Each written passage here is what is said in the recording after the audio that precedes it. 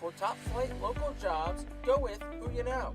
JP Mascaro & Sons are a leading waste removal company. To meet today's employment and service demands, Mascaro is upgrading its already highly competitive employee wage and benefit package for drivers, collection crew helpers, and other positions. Call 888-MASCARO, MASCARO, for details. Work for an established local family business committed to its employees. Again, call 888-MASCARO today or apply online at www.jpmascaro.com. To enjoy a perfectly crafted 1893 from the makers of Pepsi Cola, you must first appreciate its carefully selected ingredients. A dash of cola nut extract, a hint of real sugar, a splash of sparkling water, and a generous amount of attractive spokesperson. Trust me, I'm gorgeous. Cheers to 1893 boldly blended colas, a delicious balancing act of premium ingredients from the makers of Pepsi Cola. Burke's Packing is a family-owned and operated meat processor located here in Reading, specializing in hot dogs, ham, specialty meats, and more. Burke's Packing provides America's classic ballpark with quality products, including the highly acclaimed flat-top grilled hot dog.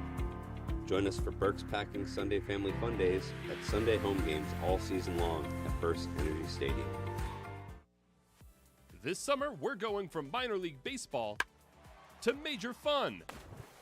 Whether you're just stopping by or looking for that Grand Slam getaway, Wyndham rewards everyone. Start earning points on your next qualified by Wyndham hotel stay and redeem them for minor league baseball tickets and experiences all summer long. Not a Wyndham Rewards member? Join for free at WyndhamRewards.com. Restrictions apply. Visit WyndhamRewards.com for more details.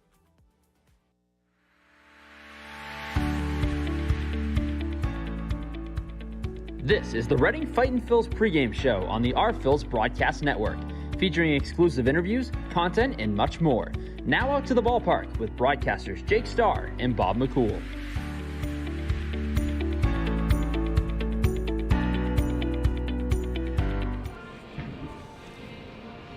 Good evening, everyone, and welcome to our pregame show. We are coming to you from the veranda of the Redners Event Center for the first time.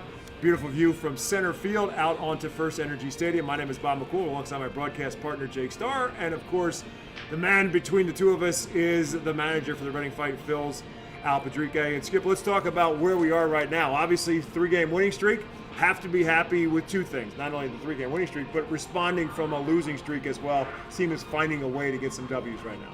Yeah, Jake, Bob, hello again, and it's always nice to be on the show with you guys. But I'm very happy this early in the season because the guys is showing a lot of energy, intensity throughout the games. We keep talking about playing for 27 outs, 9 innings. We're working on doing the best we can to stay away from long innings and give the other team extra outs. If we stay away from that, we should be in good shape. On and off, I think we'll be playing a lot better. Pitching-wise, each night we get a good outing from the starters. Our relievers are doing a great job keeping us in the game. So I'm very pleased the way things are going right now. You talk about the peaks and valleys of a baseball season. You valleyed early, 6 straight losses. Then you've come back and you've won 3 games in a row and on a really good run since the back half of that Binghamton series. It feels like the turning point was Game 2 of that doubleheader last Thursday. You're down by 3 runs in the 7th. Looked like you're destined for a 7th straight loss. You score 6 unanswered and win it. Did anything particularly kind of happen to click, or was it more just that comeback feels like it sparked something for this group? It's a feel that we have as a club that we know we can do it. We have guys that can do different things offensively. We have guys that can handle the bat. Maybe we're going to start using the home run. One more, create the situation where the guys feel good about themselves, build up some confidence, also build the teamwork. And I think that comeback that you just mentioned, Jake, it gave us some confidence because we know as a team that we can do it. As long as we stay engaged and pick each other up and trust each other, that's what it takes to win those kind of games. There's also a lot of ways to win baseball games, and yesterday kind of showed that. You had the 2 long home runs yesterday from Rodriguez and Rincones, and then you score your other 2 runs on sacrifice flies, just moving guys into scoring positions. Lots of ways to win a baseball game. Well, definitely. That's why I mentioned the fact that we have guys can do different things, and as a manager, my job is to create that situation and put them in a situation where they can be successful and feel good about themselves. And I told told them we're not going to sit back and wait for the long balls every night. We're going to steal some bases. We got guys that can run, guys that have a good feel for stealing bases, especially stealing third base, get to third with less than 2 outs, and give a chance for the hitters, especially the B-boys, the middle of the lineup, and do their job, which is get the runners in. And you talk about situational baseball. It's another example of just the way baseball can be. 2 nights ago, 5 for 13 with runners in scoring position. You end up scoring 10 runs in the win. Yesterday, both teams combined. He's saying this, not me. I just want to remember that. Both teams combined 28 left on base. I think it was 1 for 21 with runners in scoring position. It just shows how baseball can change from a day-to-day thing. But overall, as a group, it feels like it's been better situationally later. Do you feel like the situational hitting has improved kind of as the season's gone along? I think he has, and I feel like there's more room for improvement. We got guys again. They're capable of doing a lot of things at the plate. So right now our focus is to make sure they put a good fight. Take the pitcher deep in the count, work the counts, give ourselves a chance to get on base. Like I said again earlier, we got some speed. We're going to steal more bases than we did last year. But it is a long season. That's why you play 162 games. You're going to have up and down. As long as you stay equal, even, and don't get too high or too low, I think that we're going to be in good shape. We're talking about him as a group and as a team, but talking about some individual guys. Hard not to talk about Carson Taylor, who's been in the middle of the lineup, and when he's been in the middle of the lineup, he's been in the middle of everything. Yeah, he's been a pleasant surprise. This kid can swing the bat, and you can tell when he goes to the plate, he doesn't get cheated. He takes his swing, and that's the one thing that we like to see in young hitters. Trust yourself, know the situation when you come to the plate, and like I always say, let it fly. When you do that, something will happen. I want to piggyback off that real quick and ask Carson Taylor. I've kind of likened him situationally wise, not player wise, to Oliver Dunn. A similar situation, a guy who was a minor league Rule 5 pick, comes from another organization, gets a chance to play every day, and early returns are showing that he's really kind of reaping those benefits. Yes, this is the kid that we took our chances when we picked him up in the Rule 5. You look at his number in the past, he had hit.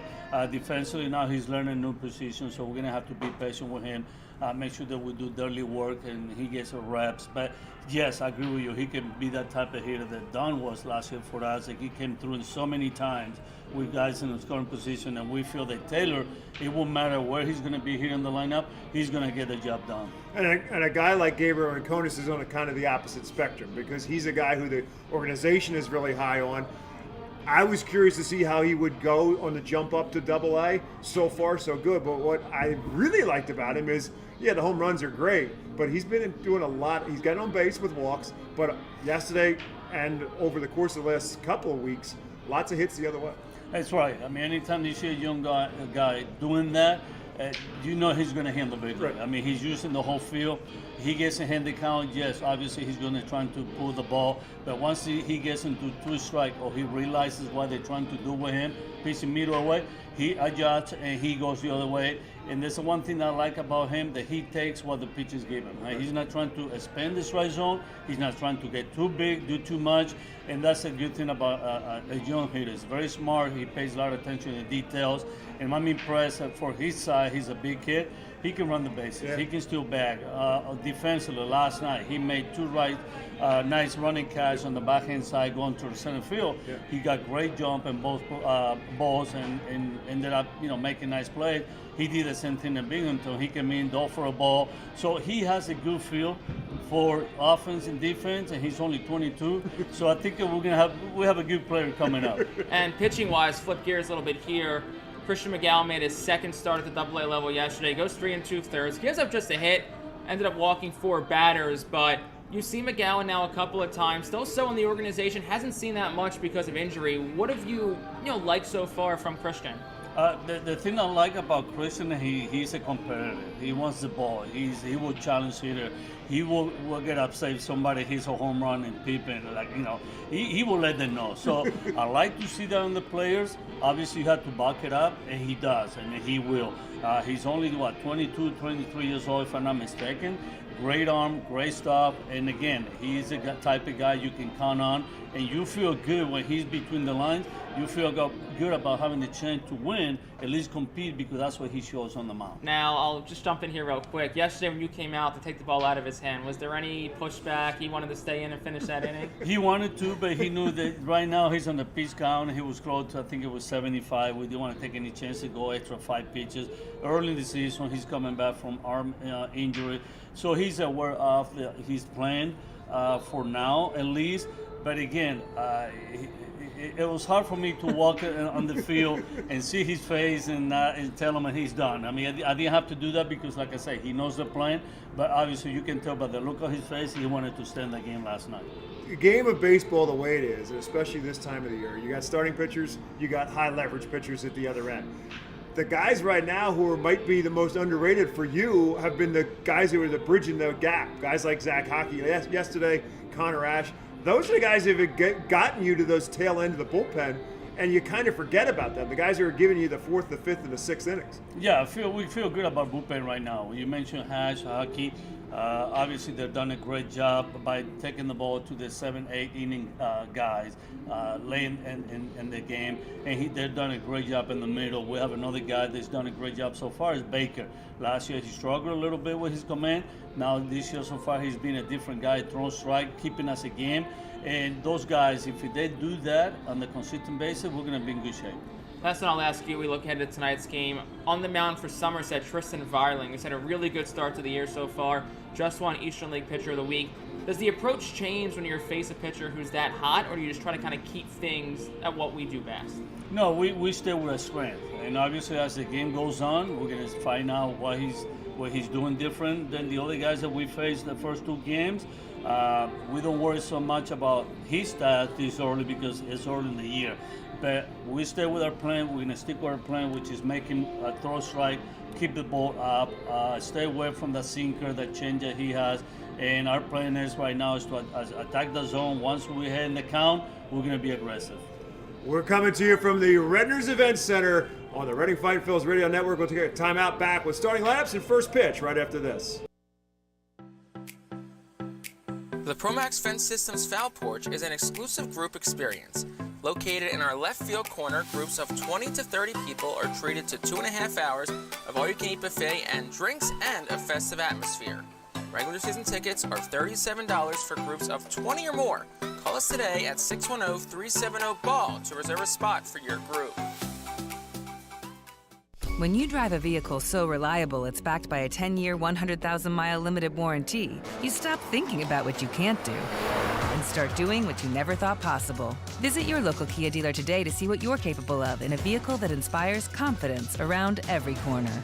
Kia, movement that inspires. Call 800-333-4KIA for details. Always drive safely. Limited inventory available. Warranties include 10-year 100,000-mile powertrain and 5-year 60,000-mile basic. Warranties are limited. See retailer for details. Looking to try something new at a Fightin Phil's game this season? Give Briganti Wines a try. Briganti Wines is ran by former Fightin Phil's great and big leaguer Mike Costanzo. Briganti Wines comes from the vineyards in Italy's Abruzzo region. They are committed to quality, authenticity, and sustainability, attracting a loyal following of customers. Get a wide variety of Briganti Wines wherever it is sold at FirstEnergy Stadium this season. Visit BrigantiWines.com to learn more. The Reading Fightin Phillies are proud to partner with Berks County Mental Health and Disabilities Program. Together, we are striking out the stigma in order to raise community awareness about mental illness and suicide prevention with 3 simple words. Are you okay? The help is to begin a conversation to show Berks County that we care. Suicide hurts and affects everyone, but help is here. We will work together to help raise awareness about suicide and identify what we can do as a community to prevent it. People in need of assistance and support should call Crisis Intervention at 610-379-2007. Stand up, hands up. City of brotherly love. Stand up, hands up. Wilson hits it in the air, out towards right. Oh, watch it fly, and it's a walk-off, game-winning home run for Ethan Wilson. This one driven into left center field, turn and say goodbye. Carlos De La Cruz clears the scoreboard in left center field. Home run number 21, and the Fightins jump out on top. You're listening to Reading Fightin Phil's Baseball on the R Phil's Radio Network. swing and a miss, and back-to-back strikeouts as Sanchez cannot catch up to the 98-mile-an-hour fastball from Abel. Swing and a miss, he struck him out. 10 strikeouts tonight for Griff McGarry. Now, out to the ballpark with your broadcasters, Jake Starr and Bob McCool.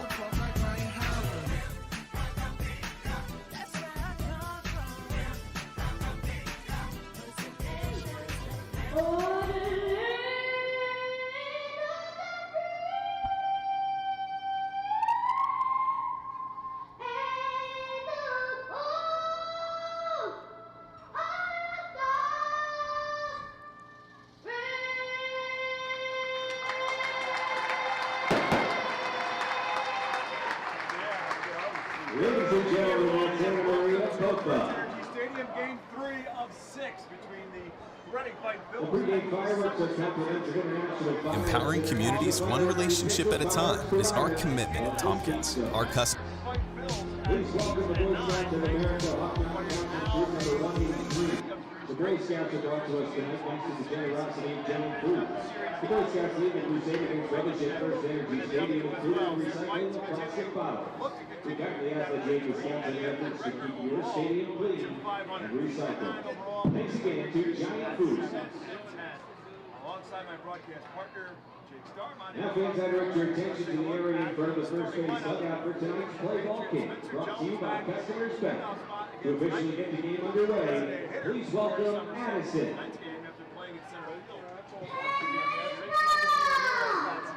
Great job, Addison. And thanks again to Customer Respect. You can now text the Arcos front office at any time. Have a question or want to report an unrelated problem? Text 610-370-BALL.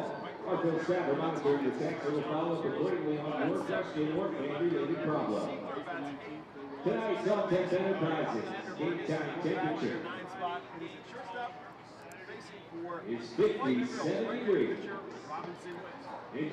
Pena making start number 4, 1-1, a 5.54 ERA, 13 innings, 13 hits, a walk, 16 strikeouts. But for Pena, numbers really kind of inflated off one poor outing on April 13th against Portland. But his other 2 starts, April 7th at Bowie, April 19th at Binghamton, 10 innings, 7 hits, 3 earned runs, 9 strikeouts, and a walk. So 3 starts, 1 outlier so far, and you hope he kind of trends towards the first and third start as opposed to the second one. First and third were on the road, and the second, as Jake said, was here at FirstEnergy Stadium. He gave up a couple of home runs to the Sea Dogs on a night when the wind was blowing out. Tonight, game time temperature, presented to you by Alltech Enterprises, is at 56 degrees. There is a bit of a breeze, but it's not quite as strong as it has been over the course of what seems like almost the entire first 2 homestands. A lot of breeze. What air is blowing looks like it's blowing out to left to center field. By the top of the Redners Event Center in the center field. Play before we get started, and now we are underway against Spencer Jones. Leads off at 3:55 for the Patriots. Takes the first pitch from Robinson Jr. outside for the ball. 6'5", 25-year-old. Dominican Republic and Los Angeles Angels international champion in 2017. Jones was the top prospects in the Yankees organization, back to number 2 overall prospect. Big dude, 6'6", 235. Yankees drafted in the first round in 2022 out of Vanderbilt. Power is perhaps his strongest asset when it comes to scouting him. They figure he'll hit for average, but definitely for power. He's got good speed as well, a really strong arm. We talk about it all the time, but showed that power in the first game of this series. Like put one either on the top back roof of the Redners Event Center, or maybe even cleared it. 1 ball and 2 strikes to him. And he tries to catch the outside corner, just misses. 2-2. Yeah, Jones, we've seen the power from so far this week, like you talked about. And so, I mean, the top of this whole Somerset lineup, Jones, Ramirez, Royce, you just have to be so careful with.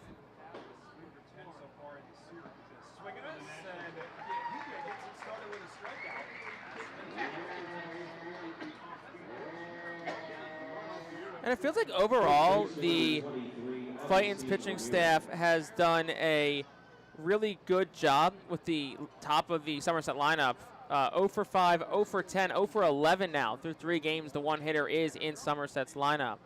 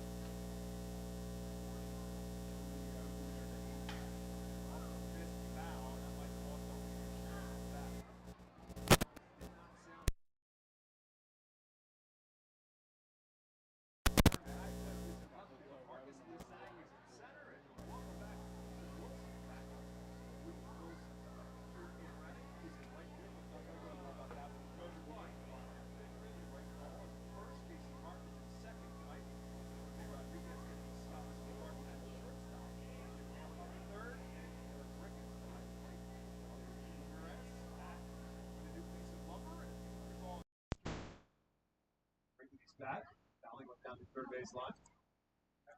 Dominguez, the manager.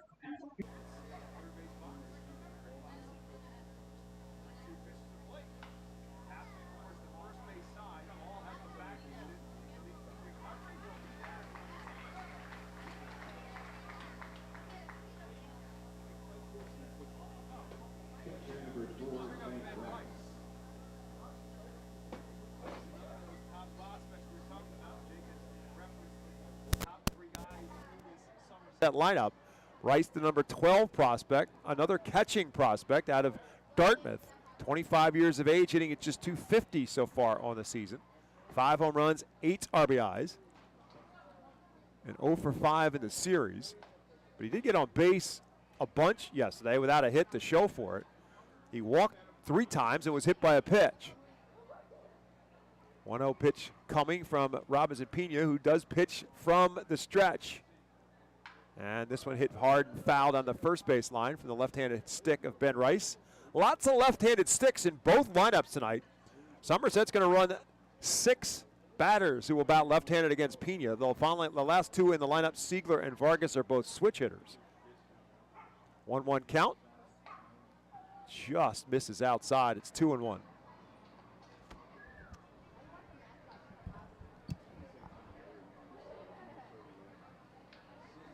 Pena with a long look into his catcher, Caleb Ricketts. And the 2-1 pitch. This is up at the letters. This actually catches at the letters. It's 2-2. So I think Pena wanted the last pitch, and Ben Rice, the batter, wanted that pitch. When it all bounces out in the end, I guess, it's 2-2. Sun splashed skies here at FirstEnergy Stadium. Tapped again towards Bryce Ball at first. This time he's going to take matters under his own hands and will outrace Ben Rice to the bag, and a soft inning for Robinson Pena as he goes 1-2-3 through the top of the Patriots batting order. We'll introduce you to the Reading Fightin Phils batting order when we come back on the Reading Phils Radio Network. Empowering communities one relationship at a time is our commitment at Tompkins. Our customers have thrived thanks to our focus on local lending and their commitment to the customers they serve. They do a great job. Everything for us, from our banking, our insurance, to our wealth management. Tompkins has always been there for us. We see a long relationship with Tompkins. They're good people. Tompkins, banking, insurance, wealth. Member FDIC Equal Housing Lender. Investment and insurance products are not FDIC insured, not bank guaranteed, and may lose value. International Fireworks is the official fireworks provider of the Art Phils. International Fireworks shoots every fireworks show throughout the season, including 9 Mega Blast fireworks shows. International Fireworks also provides the pregame fireworks after the national anthem at each game. International Fireworks has a nearby retail store in Douglasville, Pennsylvania, where you can purchase all of your fireworks.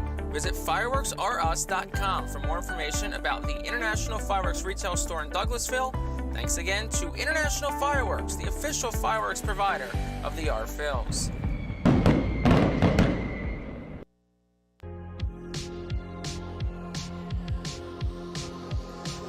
Here is tonight's Fightin' Phil's starting lineup, presented to you by Golden Oaks Landscaping. Jose Rodriguez in the leadoff spot tonight. He's at shortstop. Ethan Wilson back in the Phil's lineup, and he is in right field and batting in the 2-hole. Carson Taylor, the red-hot Carson Taylor, batting third. He's the designated hitter tonight for the Fightins. Caleb Ricketts bats in the cleanup spot. Jim Haley at third base and batting fifth. Bryce Ballitz at first base batting sixth. Baron Radcliffe in left field tonight batting seventh. Marcus Lee Sang is in center field and batting eighth. And batting ninth is the second baseman, Casey Martin. And they are facing, for the Patriots, right-handed pitcher Tristan Vreeling. And it is Vreeling coming off an Eastern League Pitcher of the Week honors. Went 7 2/3, no hit innings, no runs, 2 walks, 6 strikeouts to 100 pitches against at home last week against the Hartford Yard Goats. And he's 2-0 and an 0.48 ERA. But Al Padrica said, look, we're going to go out there and play our game. And then if there's something we need to adjust at some point, then we'll do it. But for now, we're going to try to play our game. So Jose Rodriguez leads off against him. 23-year-old middle infielder playing at shortstop tonight after playing most of his games so far in a Fightin' Phil's uniform at second base. And he swings at the first pitch from Vreeling and fouls it out of play. Vreeling, 23 years of age, 6'4", 200-pounder. One of the top prospects in the Yankees organization after the numbers that he's put up so far, the number 23 prospect. But he did not pitch a year ago. As he comes with his 0-1 pitch, and again, Rodriguez goes after it and fouls it out of play. Did not pitch last year with a stress fracture in his right elbow. But he has come back this year, and obviously, as Jake said, looked very good so far. 2-0 with a 0.48 earned run average, and he's ahead of Jose Rodriguez, no balls and 2 strikes. And Rodriguez rips this one down to third base line, but it's hooking foul, and one hops its way into the Somerset bullpen. So it remains no balls and 2 strikes to Rodriguez, who's hitting 192. 1 for 6 in the series, but he's also walked 4 times. The 0-2 pitch lays off, it's a ball. And that's the one of the aspects that Jose Rodriguez has shown since the Phillies picked him up, is being able to work the count, gets on base by way of walks, and he's got excellent speed as well. 1-2 pitch coming. Tapped, a slow roller towards short. Alex Vargas up with it, and throw gets away from the first baseman Ramirez, and Jose Rodriguez hustling down the line will end up at first base. To assume that'll be ruled an error on the throw by Vargas, as Ramirez tried to hold the bag and hold on to the ball but could not. So Jose Rodriguez is a leadoff base runner, and it is an error on the throw from the shortstop Vargas. But Rodriguez continues to find ways to get on base, and here comes Ethan Wilson. Ethan Wilson making his 2024 debut tonight, just activated from the Phillies spring training complex. And the left-handed batter who spent his entire season in baseball town last year. A delayed start for Rodriguez, and a throw down will be nowhere close. Rodriguez will steal second base. Looks like it's going to be an E6 on Vargas. And, well, Al Padrique told us for 2 years he likes to run. Last year, they didn't get a lot of chance to do that. They finished 10th in the Eastern League in that category. But this year's like, hey, I got guys this year that I can do that with, and he's really taking advantage of it, especially this week. Pitch to Ethan Wilson was a called strike. Left-handed hitter, now a runner in scoring position in Rodriguez, and now time is called. It's a pitch clock violation on Vreeling. And I think a lot of that had to do with Rodriguez. Rodriguez maybe in his head a little bit after this delayed steal and then doing some dancing off the second base bag, and he's got a very good size lead. And Al Padrique telling us on the pregame show he's likes to steal third as well, because now you're giving your batters a chance to drive in runs with some fly balls, which the Fightins did twice in yesterday's game, as Wilson fouls this pitch right off the facing of the Fightin dugout. So it's 1 ball and 2 strikes to Ethan Wilson. 25-year-old, hit .250 with 17 home runs in his time at Baseball Town last season. 1-2 pitch as Freeling takes another look back to second, comes with a pitch, and Wilson will foul it out of play. So nice to have Ethan Wilson back. It was really just nice to see his presence in the locker room today. He was someone who, and you know it, Bob, it was just a joy to have him around last year. Always positive. You talk about a good dude. Ethan Wilson's a good dude. 1 ball and 2 strikes to the South Alabama product. Misses low. It's 1-2. And he can do a lot of things. He's a great outfielder. Corner outfielder, can play right or left. Got good power. He can run well. 2-2. He's just been snake bit at the beginning of the season with injury problems. He started last year on the injury list as well. 2-2. Lifted down the third baseline and slicing out of play. Long run for third baseman Jordan Groshans, and he can't catch up to it as it finds the third base grandstand. Last year, I believe, if my memory is right, it was a foot issue for Ethan Wilson at the beginning of the season. Something lower body. I know it happened in that Richmond series to open the year. Right. And I think he was here, was like in the lineup one of the days and got pulled late. Yeah, he actually re-injured it or re-aggravated it in warm-ups. And then just running the bases. It was a late lineup change. I remember that Hartford series last year. This one lifted into shallow right field. And who's going to take charge of it? It'll be the right fielder, Grant Richardson, who will ultimately take charge and make the catch. No chance for Rodriguez to move anywhere. And Ethan Wilson is retired for the first out. Well, now you got the red-hot Carson Taylor at the plate, who talked about a lot. He has been insane with runners in scoring position this year. He is at .643, 9 for 14, small sample size, but still pretty nice. Yeah, I brought him up in our pregame conversation with Al Padrica, and Al just kind of chuckled, like, yeah, he's kind of fun to watch. He doesn't get cheated at the plate, is what the skipper said. He's got 4 home runs and 15 RBIs to go along with his .375 batting average, and the first pitch to him is inside for a ball.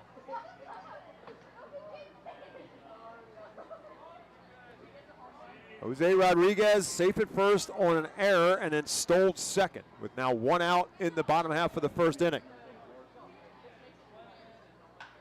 Fisted the other way, and that's through for a base hit. Rodriguez had to hold up, but they're going to wave him anyhow as the left fielder Aaron Polensky juggled it a little bit, and that's going to allow Rodriguez to come across with the first run here in the bottom of the first inning. Well, Mr. Clutch with runners in scoring position. That's .643. It's going to be a whole lot higher now. 10 for 15 is .667 if my math serves correctly. And another RBI for the Eastern League RBI king currently. 16, great job by the left-hander, just fisted it the other way. And as I said, Rodriguez had to hold up initially because he wasn't sure whether or not the shortstop Vargas was in a position to catch it. Once he knew he couldn't, Al Padrique did not hesitate. He had the arm pumping to send him home. So it's 1-0 Fightins as Caleb Ricketts now will bat. Al was waving him home before Polensky even bobbled it. And Polensky, usually the rule of thumb is if they get to the ball before the runner gets to third, you stop them. Polensky got to the ball well before Rodriguez turned third. So that's confidence in your runner and knowing the arm of the left fielder. Pickoff attempt, and it gets away from Ramirez. Carson Taylor got up and started to go, but I think he heard the voice of Carl Ellison saying, whoa, stop. He didn't see where the ball was, but the first base coach, Carl Ellison, did. Very smart, too. Yeah. That came back quickly. Yeah, it bounced off the fence in front of the Savage 61 dugout sweep, came right back to Ramirez.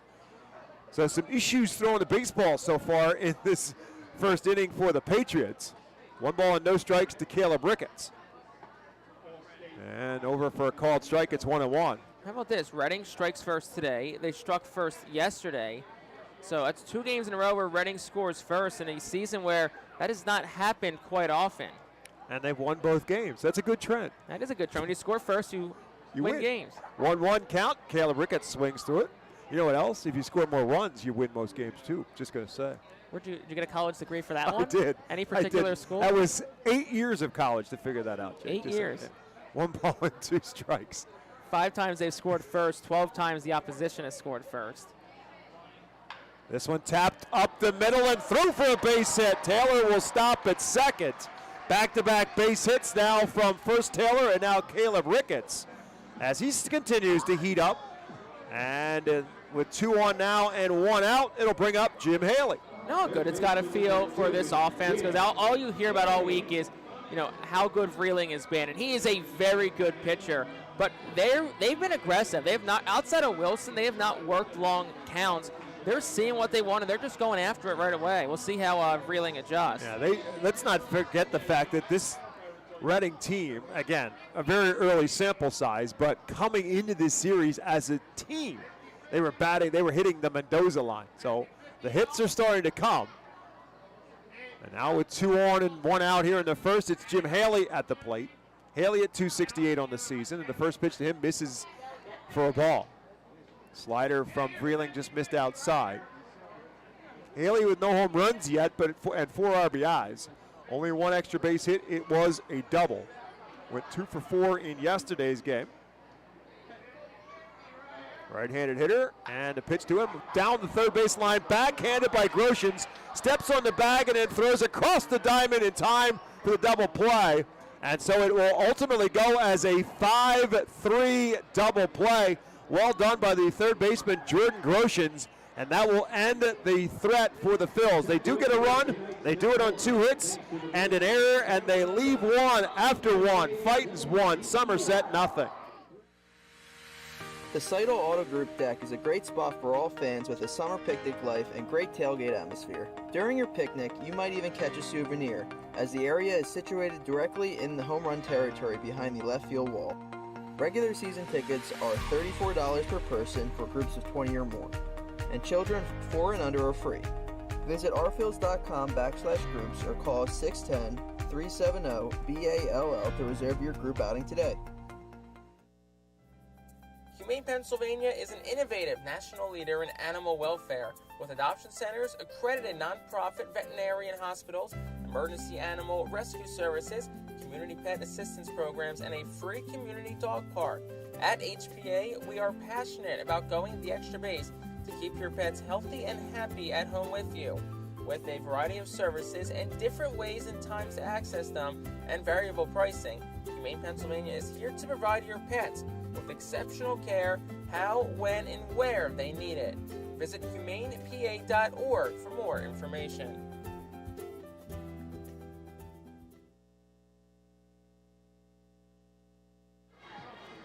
Top half of the second inning.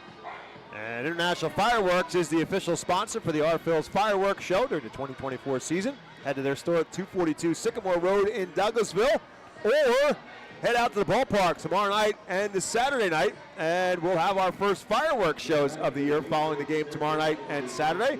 And of course, Sunday the series wraps up on a 3:15 start time, and it will be an appearance by the Philly Fanatic to finish off this series with the Patriots. We head to the top half of the second inning. Jordan Groshans, Elijah Dunham, and Grant Richardson will bat for Somerset, facing Robinson Pena in this second inning. And the first pitch to Groshans is over for a called strike 1. Groshans just brought from Scranton to AAA affiliate to Somerset at the beginning of the series. And so making his first appearance for Somerset in this series, and he's 3 for 8 so far in the first 2 games. The second pitch to him is inside for a ball. It's 1-1. Fouls this one straight back. Groshans, 24 years of age, drafted by the Toronto Blue Jays as the number 12 overall pick in the first round back in 2018 out of Magnolia High School in Texas. Traded to the Marlins in August of 2022 and then released by the Marlins, designated for assignment in spring training, and signed by the Yankees. Played in 17 games for Scranton, hit .228 with a home run and 7 RBIs, before being sent back down here to Somerset. He's in a 2-ball and 2-strike count as he leads off the second.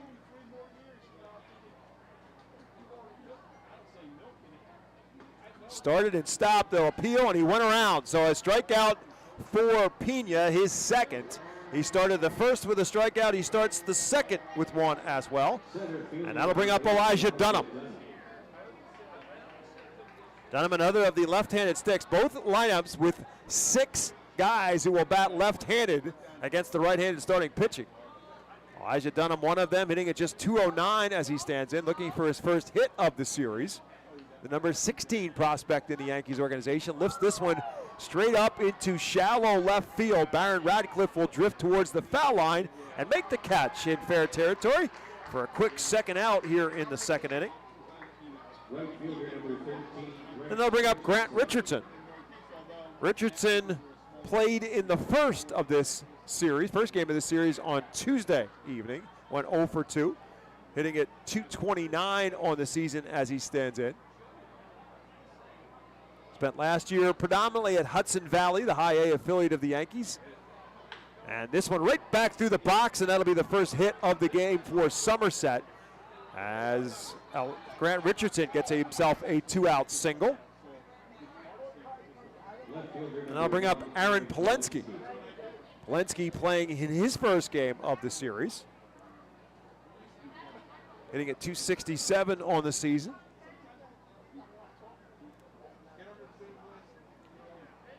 University of Nebraska product. Began last season at Hudson Valley as well before being promoted to Somerset. Started and stopped as they appeal down, and first base umpire Zdenek Zedek says he did not go around. Jared Dewerson behind the plate. Chad Patterson, that third official. He's at third base, although technically right now he's at second base in a three-man crew. As Polensky fouls this one down the third base line. 1 ball and 1 strike to Aaron Polensky. Robinson Pena, originally signed by the Angels from the Dominican Republic. Acquired as a minor league free agent by the Phillies in December of 2023. And the pitch to the plate, Polensky fouls it at the plate. It's 1-2. Last year, Robinson Pena pitched at 3 different levels for the Angels. High A, Double A, and Triple A. 1 ball and 2 strikes. Pickoff attempt. No problem for Richardson to dive back in.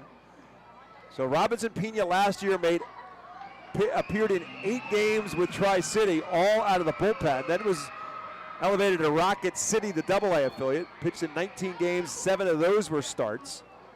And then promoted to Salt Lake, the Triple A affiliate of the Angels. Appeared in 7 more games there, and 4 of those were starts. So all totaled, he appeared in 34 games and made 11 starts in those 34. Making his 4th start for the Fightins here in 2024. 2-2 pitch from him, swing and a miss, strike 3. And Aaron Polensky comes up empty, and the Somerset Patriots are retired here in the second. For Somerset, no runs, 1 hit, no errors, and 1 left, 1.5 complete. When we come back to Baseball Town, it's the Fightins 1, the Patriots nothing.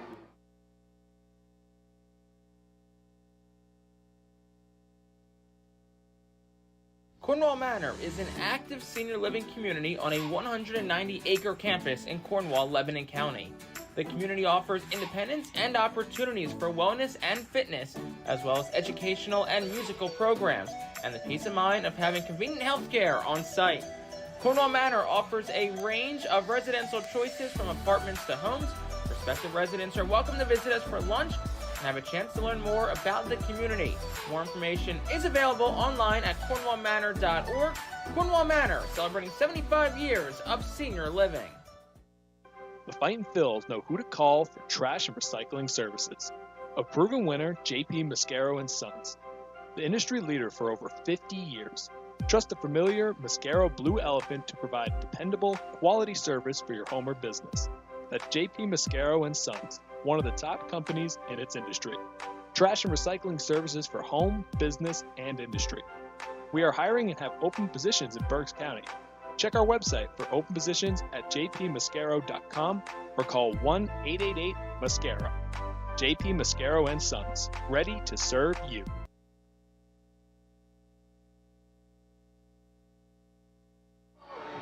Bottom half of the second inning presented to you by Cornwall Manor, an active senior living, not-for-profit community in scenic Cornwall, Pennsylvania, outside of Lebanon. As the Fightin Phils with a 1-0 lead will send Bryce Ball, Baron Radcliffe, and Marcus Lee Sang to the plate. Facing 23-year-old right-hander Tristan Vreeling for the Patriots. Jake mentioned earlier he was the Eastern League Pitcher of the Week, and rightfully so with what he's done through his first 4 starts.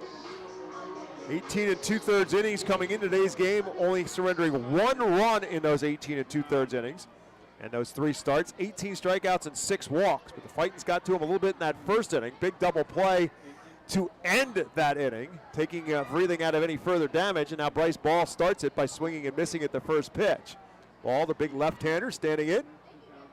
Takes this one low and inside. It's 1-1. Ball, 6'4", 240 pounds, 25-year-old. Originally signed by the Atlanta Braves. Traded by the Braves to the Chicago Cubs in July of 2021 for Jock Peterson. Well-traveled veteran of Major League Baseball. This one a one-hopper in between hop for Augustine Ramirez. He backs up, makes the play by himself, and that's out number 1 here in the second. Never did give you the defensive alignment for the Patriots. Aaron Polensky in left field, Elijah Dunham in center, Grant Richardson in right, Augustine Ramirez, who just made that play at first base. Anthony Siegler is at second, Alex Vargas is at short, Jordan Groshans is at third, and Ben Rice behind the plate as Baron Radcliffe now bats for the Fightins. Ripped into right field, fair or foul? Fair ball, home run, Baron Radcliffe as he bounces it off the roof of the Reading Hospital Tower Health pool deck. Baron Radcliffe with his first home run of the year.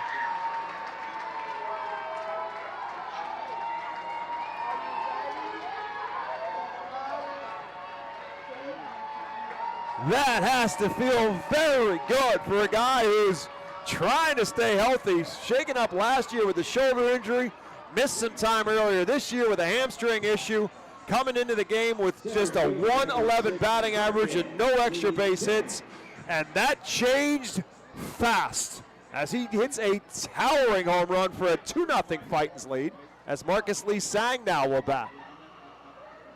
The only question was whether or not that ball was going to be fair or foul when it landed and if it landed. As Marcus Lee Sang fouls one out of play, he's quickly behind in the count, no balls and 2 strikes. Marcus had the big night in the series opener for the Fightins. He had a couple of hits, including a double and a home run and 4 RBIs, 4 of his 9 RBIs on the season as he stands in. Oh, no balls and 2 strikes. Out's way outside. It's 1-2.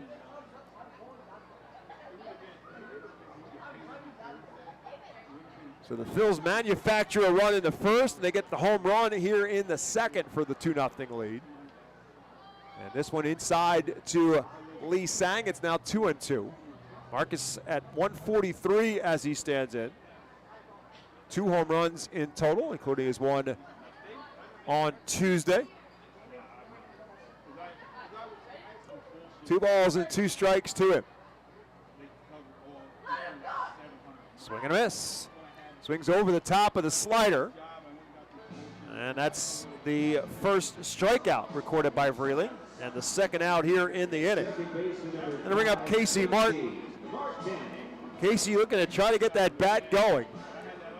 Played in Tuesday night's game, went 0 for 4 and struck out 3 of those 4 times. Actually, let me correct myself, it was yesterday afternoon that Casey Martin got the start. Taps this one towards short. Vargas in an in-between hop. Long throw and just gets the fleet-footed Casey Martin at first base for the 3rd and final out. So the Fightins with a run in the inning, the big blow, the Baron Radcliffe solo bomb. And with that, the Fightins now lead it by a score of 2-0 when we come back to FirstEnergy Stadium.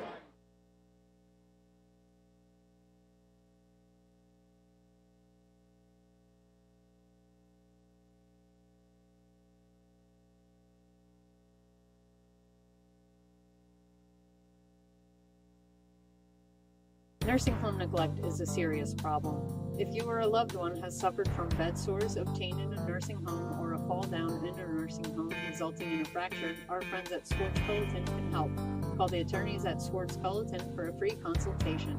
Their phone number is 1-800-JUSTICE. That's 1-800-587-8423. Once again, call 1-800-JUSTICE today. Swartz Culleton is a proud sponsor of the Reading Fightin Phils. The Reading Fightin Phillies are proud to partner with Berks County Mental Health and Disabilities Program. Together, we are striking out the stigma in order to raise community awareness about mental illness and suicide prevention with 3 simple words. Are you okay? The help is to begin a conversation to show Berks County that we care. Suicide hurts and affects everyone, but help is here. We will work together to help raise awareness about suicide and identify what we can do as a community to prevent it. People in need of assistance and support should call Crisis Intervention at 610-379-2007.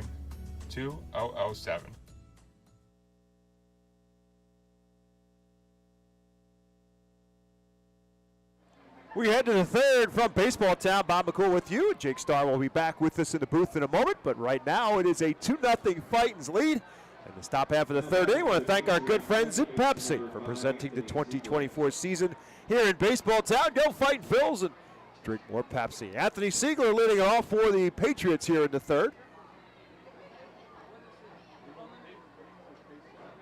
Siegler played in yesterday's game, went 1 for 3 with an RBI in the 4-3 Fightin's win. First pitch from Robinson Pena inside for a ball. Siegler, one of 2 switch hitters in the lineup for the Patriots. The other in the on-deck circle, Alexander Vargas. 1 ball, no strike pitch to Siegler is outside. It's 2-0. Only 1 base runner so far for the Patriots. That was the base hit in last inning from Grant Richardson. Pena has now walked the batter. 2-0 pitch. Lifted straight up and down the third baseline. Jim Haley, the third baseman, gives it a run, but he'll quickly run out of room as it bounces into the 67 club, and it's 2 balls and a strike to Anthony Siegler. Hitting at 200 on the season. That RBI he had in yesterday's game, his 3rd of the year. Defense plays him to pull. The outfield plays him way around the other way from the left-hand spot in the order. And it's a one-hopper, short hop by Casey Martin. Stuck in his glove, and he'll make the play. And that is out number 1 here in the third. In between hop for Casey Martin, and he's used to playing shortstop. That has been his predominant position. He played third base in yesterday's game. He also played in center field in a game in this season. And now playing at second base tonight with Jose Rodriguez getting the opportunity to play short, as Alexander Vargas now will bat. Vargas playing in his 2nd game of this series. He ultimately came into play in Tuesday's opening game.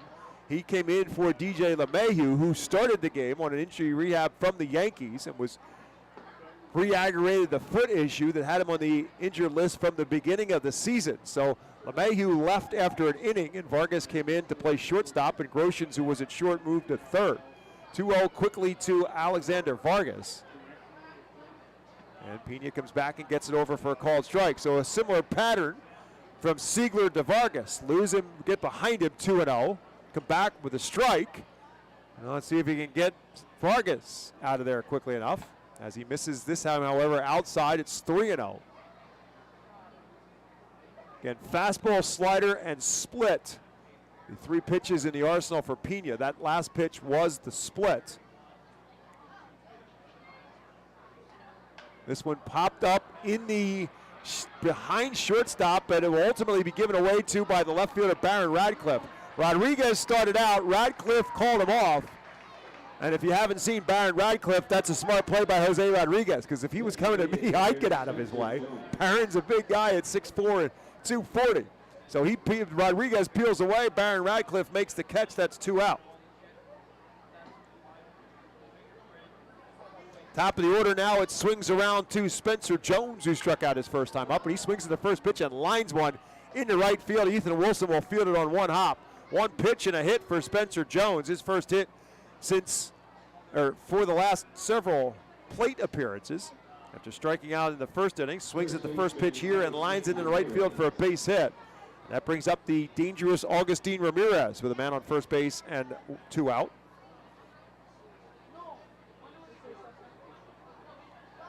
Ramirez grounded out to first base his first time up. As Bryce Ball fielded, got some help from his pitcher Robinson Pena for the out. First pitch to Ramirez is a bit outside for a ball. The 1-0 pitch is way inside. It's 2-0. Ramirez really hovers over the plate. The Fightin's pitchers have shown that they will move him off the plate on more than one occasion. And Ramirez has taken a little bit of exception to it last night when Christian McGowan did that. Here comes the slider back, curveball back the other way, but he missed it up high. Now it's 3-0 to Augustine Ramirez. So Pena working behind in the count in this third inning. 3-0 pitch there for a strike.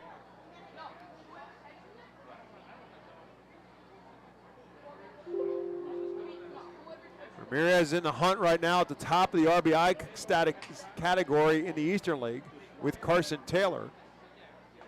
And that one's up high, ball 4. Taylor with his RBI in the first has 16. Ramirez with 15. Takes ball 4 here. First walk surrendered by Robinson Pena. 2 on now and 2 out, and Ben Rice will bat. Rice also grounded out to Bryce Ball his first time up at first base.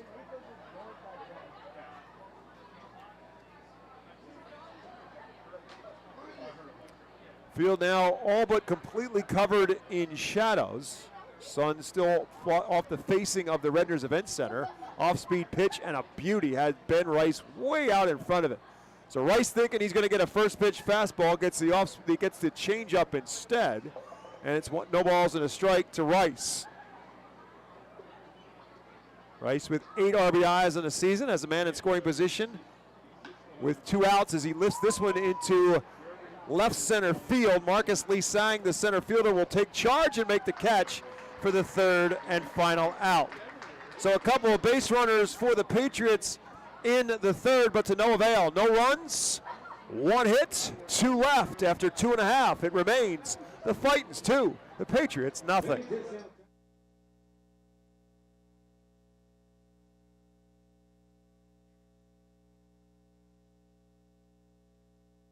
Nursing home neglect is a serious problem. If you or a loved one has suffered from bed sores obtained in a nursing home or a fall down in a nursing home resulting in a fracture, our friends at Swartz Culleton can help. Call the attorneys at Swartz Culleton for a free consultation. Their phone number is 1-800-JUSTICE. That's 1-800-587-8423. Once again, call 1-800-JUSTICE today. Swartz Culleton is a proud sponsor of the Reading Fightin Phils. Did you know that the blood that you donate at Miller Keystone Blood Center stays right here in your community? That's right, it goes to your area hospitals. So you might just be helping a family member, a friend, or a neighbor. Call Miller Keystone Blood Center, the only community blood center servicing your local hospitals. 1-800-BA-DONOR or go to giveapint.org. We're located at 1047 Old Burnville Road, just behind classic Harley-Davidson.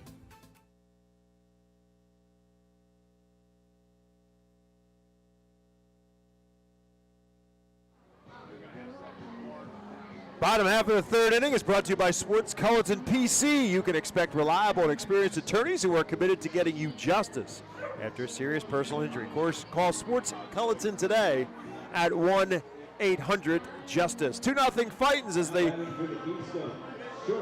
Reading Fight Phils come to the plate here in the bottom half of the third inning.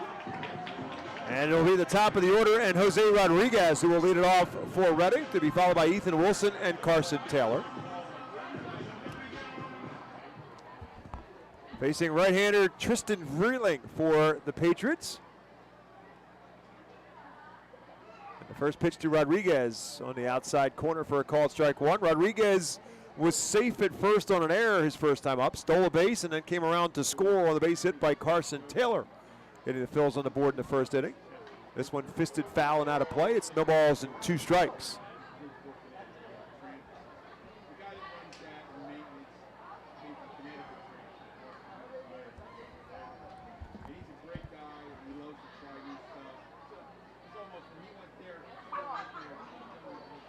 Oh-2 pitch, lifted again, foul and out of play.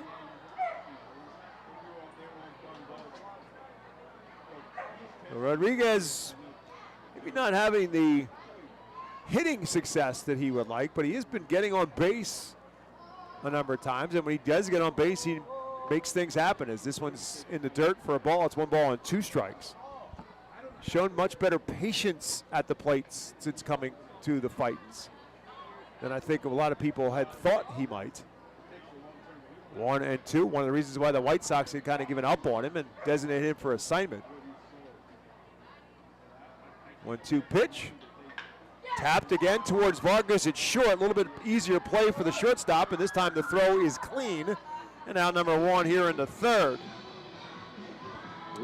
Stepped away for an inning and a half, and now I'm back, and I just want to circle back to that Barron Radcliffe home run. Wow, that ball was smoked, and it's the kind of swing for someone like Barron that you hope can really snap him kind of back into the rhythm that we saw really early last season before that shoulder injury. That is the unbridled power that we know is in that bat for sure. Ethan Wilson bats, and he swings at the first pitch and fouls it away. We have seen that power. We know that power is there. The Phillies organization knows that power is there. But staying healthy has been part of the issue for Barron.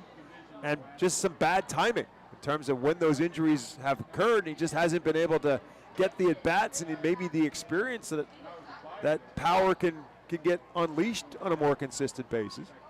Ethan Wilson takes this one for a ball. I actually called it a strike, on the inside corner. So Wilson behind 0-2. Ethan flew out to right field in his first at bat. Takes this one low for a ball. I think that Al Padrique is certainly happy to welcome Ethan Wilson back to Reading for his return. Seems to be an Al Padrique kind of player. Does a lot of the little things. Doesn't say a whole lot unless you ask him a question. Hustles, head always down, runs hard. That's what he's got to do. Plays good defense. He goes and gets a ball as well as any corner outfielder I think I saw all last year. And notice I emphasize corner outfielder because there was a guy in center field who did just better than anybody. That certain individual might be playing for the Phillies right now. That's correct. It's 2 balls and 2 strikes. But you think about that more for obviously a center fielder. That's their job, is to go get men. You don't think about it as much for a corner outfielder, depending upon whether they're there more for their bat than they are for their glove. But Ethan goes and gets balls really well. And he's not afraid of the fence. No, him and the fence became very good friends last year. Also, I don't know if you noticed, Vreeling's been throwing a lot of balls away. I don't know if that's kind of like what Nola would do with the pitch clock last year to try to buy himself some more time. That's a good point. Yeah, that was a staple for Aaron Nola last year. He did get nailed for 1 pitch violation earlier, as Wilson again fouls one down the third baseline. It'll slice out of play. So Vreeling did get banged with a pitch clock violation earlier in this game. And now Ethan Wilson will take his time getting back to the batter's box with the count still 2 balls and 2 strikes. Does he have a piece of paper in his, stuffed into his belt? I think it's one of those sliding mitts. Yep. It's just like a teal blue color. Swing and a miss, strike 3, and Ethan Wilson will have to use that glove at some other point. He is a strikeout victim. That's 2 outs here in the third. Second strikeout for Vreeling. Going to bring up Carson Taylor when an RBI single his first time up. That's becoming a little bit redundant. Carson Taylor, an RBI hit his last time up. Just make it a hotkey. Just press it every time he's up. Nobody on base, so the only way he can get an RBI well, is, that's true. You know. There is a way. 2 outs in the inning. Tap this time instead towards second. Siegler backs up on it from where shallow right field will make the play. And the Fightins go 1, 2, 3 in the third. After 3 in Baseball Town. Reading 2, Somerset nothing. Nursing home neglect is a serious problem. If you or a loved one has suffered from bed sores obtained in a nursing home or a fall down in a nursing home resulting in a fracture, our friends at Swartz Culleton can help. Call the attorneys at Swartz Culleton for a free consultation. Their phone number is 1-800-JUSTICE. That's 1-800-587-8423. Once again, call 1-800-JUSTICE today. Swartz Culleton is a proud sponsor of the Reading Fightin Phils. Did you know that the blood that you donate at Miller Keystone Blood Center stays right here in your community? That's right, it goes to your area hospitals. So you might just be helping a family member, a friend, or a neighbor. Call Miller Keystone Blood Center, the only community blood center servicing your local hospitals. 1-800-BA-DONOR or go to giveapint.org. We're located at 1047 Old Burnville Road, just behind classic Harley-Davidson.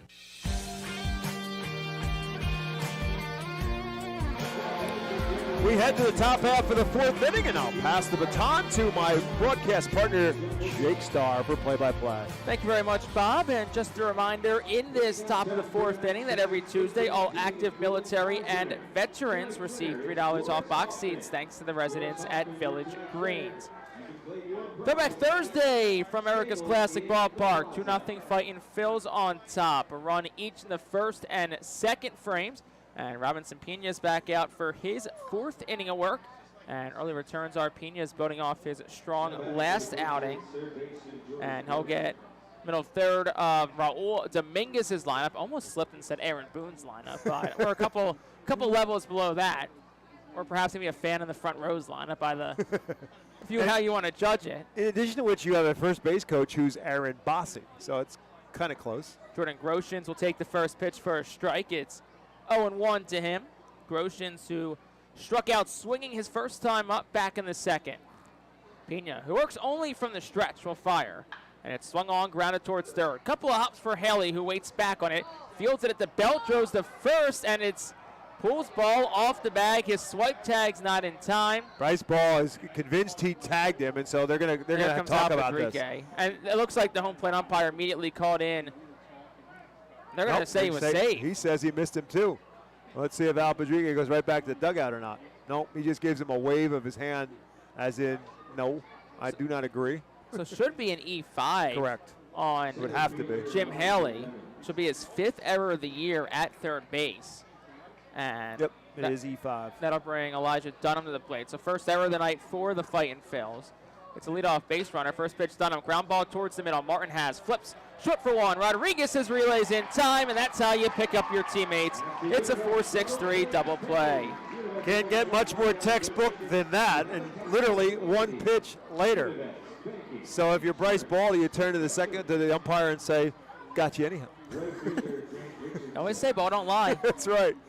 To be honest with you, it did look like Bryce Ball did get him on the sweep tag, but obviously the guys down on the field have a much closer look at it, and they did talk among themselves, but as we like to remind you on our broadcast, that in minor league baseball, we don't have the benefit of replay, so it was kind of funny to watch Bryce Ball. He almost pointed like, we want to review that, but run the replay. Correct. It's 0-1 to Richardson. First pitch a strike. Here's the next pitch. It's swung on. Ground ball towards first. Softly, Ball has it. Flips to Pena. Covering. Diving is Richardson. And they're going to say that he beat the throw. I think he might have missed the bag. Couldn't tell because the runner, Richardson, did the head first slide in. But just kind of watching the body language of Pena, he then went over and tried to tag him after he came off the bag. So it makes me think that Pena realized he missed the bag and was hoping to try to tag him. No argument on that one. It's going to have to go as a base hit, I guess. It should be a base hit. Because it's hard to tell from our angle whether or not he beat him or missed the bag. And it will be. It's the third hit of the day, and they do call it a single. First pitch to Aaron Polensky is a ball. So Richardson's now reached on 2 singles today. So 1 ball, no strikes to Aaron Polensky. 2 outs, top 4. 2-0 Fightins. Next pitch is a breaking pitch that misses just up. It's 2-0. For Pena, still a chance, though, for a pretty quick inning if you can take care of Polensky quickly. 52 pitches for Pena. He's had a lot of soft contact in this. 2-0. Swung on, fouled straight back. It's 2-1. I mean, Spencer Jones's base hit in the last inning was a very hard hit ball, but Richardson's hits have both been ground balls. One was a ground ball back through the pitcher's mound. It was hit relatively hard, but it was a ground ball. 2-1. It's another curveball that just misses up.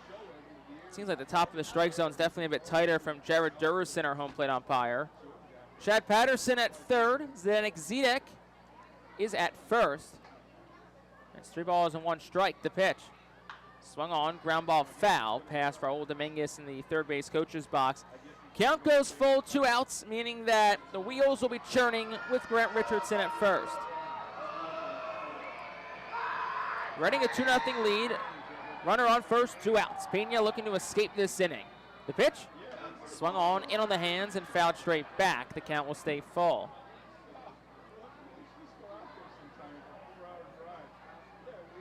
Aaron Polensky 0 for 1 was a strikeout victim in the second.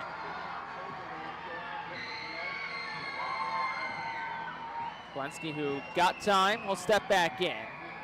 Slightly open stance from the right side for him. Alternate navy blue Somerset road jerseys. Set of the belt is Pena. Here's the 3-2. Swing and a miss. Struck him out on a changeup that got down low. Strikeout number 4 for Robinson Pena tonight, and that retires the side in the 4th. No runs on a hit. There was one error and one runner left on base. Through 3.5, Fightin's on top. It's 2-0. Are you ready to embark on the adventure of retirement? Welcome to the Highlands at Wyomissing, where over 35 years of experience have perfected the art of senior living. Nestled on over 113 acres of serene landscape, our community offers a haven for active seniors seeking tranquility and excitement alike. Discover a lifestyle enriched with stunning amenities and engaging activities, all within the premier nonprofit life care community in Berks County. Bid farewell to home maintenance and embrace more quality time with loved ones as you enjoy a calendar brimming with thrilling events and trips. Experience the security, independence, and boundless opportunities that await you at the Highlands at Wyomissing. Call us today and unlock the possibilities of your retirement. Visit the Brentwoods Industries Fightin' Phil's team store to stay repped all season long. Head to our store at FirstEnergy Stadium or online at artphils.com/shop. We have a wide variety of Fightin' Phil's hats, jerseys, kids apparel, and much more. Looking for something new? Check out our brand new Pinstripe and Los Luchadores jerseys. Root for your Fightins in style and stop by the Brentwood Industries Fightin' team store or artphils.com/shop.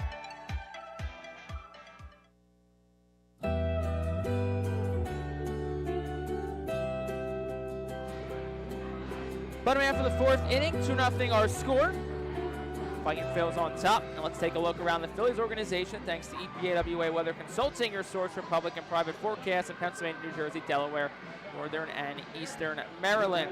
Well, the Phillies are winners today, 5-0. Zach Wheeler looked good, went 6 innings. Struggled in the 3rd, threw 34 pitches, but outside of that, looked good. Bryce Harper showcasing dad strength. First game back since the birth of his 3rd child. Hit a home run. And the Phillies won 5-0, earn a split on the road in Cincinnati in the finale of that 4-game series. Here's Caleb Ricketts, digs in against Vreeling. First pitch home, swung on and fouled back. It is 1-ball, no strike. Elsewhere, Lehigh Valley dropped another 5-3 to Charlotte. David Parkinson pitched a scoreless 6. Scott Kingery a couple of hits. Simone Muziati, Derek Hall, and David Dahl all drove in a run. Hall also had a double. No balls, 1 strike to Ricketts, the pitch. Swing and a miss, 0-2. Jersey Shore on the road at Aberdeen, lost 5-4 down at Ripken Stadium. Gene Cabrera, 3 runs over 5 innings. Christian Hernandez, another scoreless inning. And Justin Crawford, a good day, 2 hits, 2 runs. And he had a triple, 0-2. And that's down 1-2. And the Threshers, the Threshers at it again. They are red hot again to start the season. They're 12-5, first in the Florida State League West. They won 5-3 over Bradenton last night, as it's a 1-ball, 2-strike count to Ricketts, the pitch. Swung on, hit in the air, right center field gap. Dunham races back. He will watch it go over his head. 1 hop off the wall and carry him towards left center. Ricketts gets the second. That's where the brakes come on. It's a leadoff double for Caleb Ricketts. He's got a pair of hits today, and here's Jim Haley. And Caleb Ricketts is most definitely settling in to Double-A over the course of this series. That batting average continues to climb. That is his 2nd hit of the day, his 4th hit of the series. And a reminder that he is only playing in his 2nd game. He did not play yesterday as the starting catcher. Pretty much on an every other day situation with William Simonite doing the catching on those other days. But Caleb Ricketts, the young catcher, starting to look a whole lot more comfortable with the bat in his hands of late. 2nd double of the year for Caleb Ricketts. Here's Jim Haley, first pitch. That one in and out of the glove of Ben Rice, but it won't go too far. It's 1-0. Just to finish the thought on Clearwater, Micah Odenbright, 2 earned runs, 7 strikeouts, 4 2/3. Trying to get this thing correctly. Nikhil, they call him NPG. We'll keep it at that. We'll keep it at that. 3 hits, 2 RBI in his first game back from a 3-game suspension. Bryson Ware also had a double and a home run. That was his first of the season. I remember, finish this in a second, the 1-0. Swung on, Haley hits it in the air out towards center. Dunham started in, then he goes back. Ball's carrying, he leaps, it's off the wall and rolls away. Towards third goes Ricketts, he's being waved home. Into third is Jim Haley, it's an RBI triple for the Delco Kid. It's 3-0 Fightin' Phils.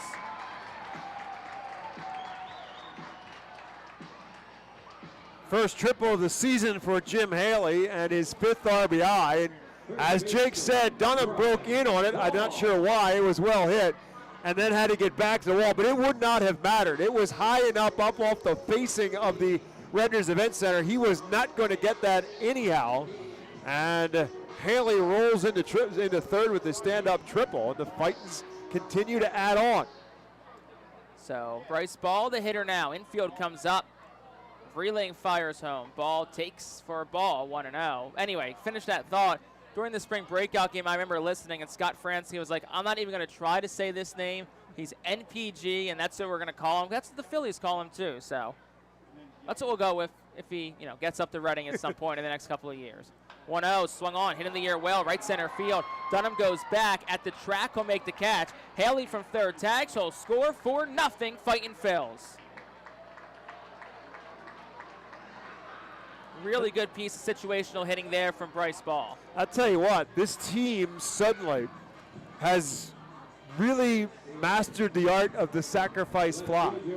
They're getting guys on base, they're moving them around. Again, something Al Padrique talked about in our pregame show tonight.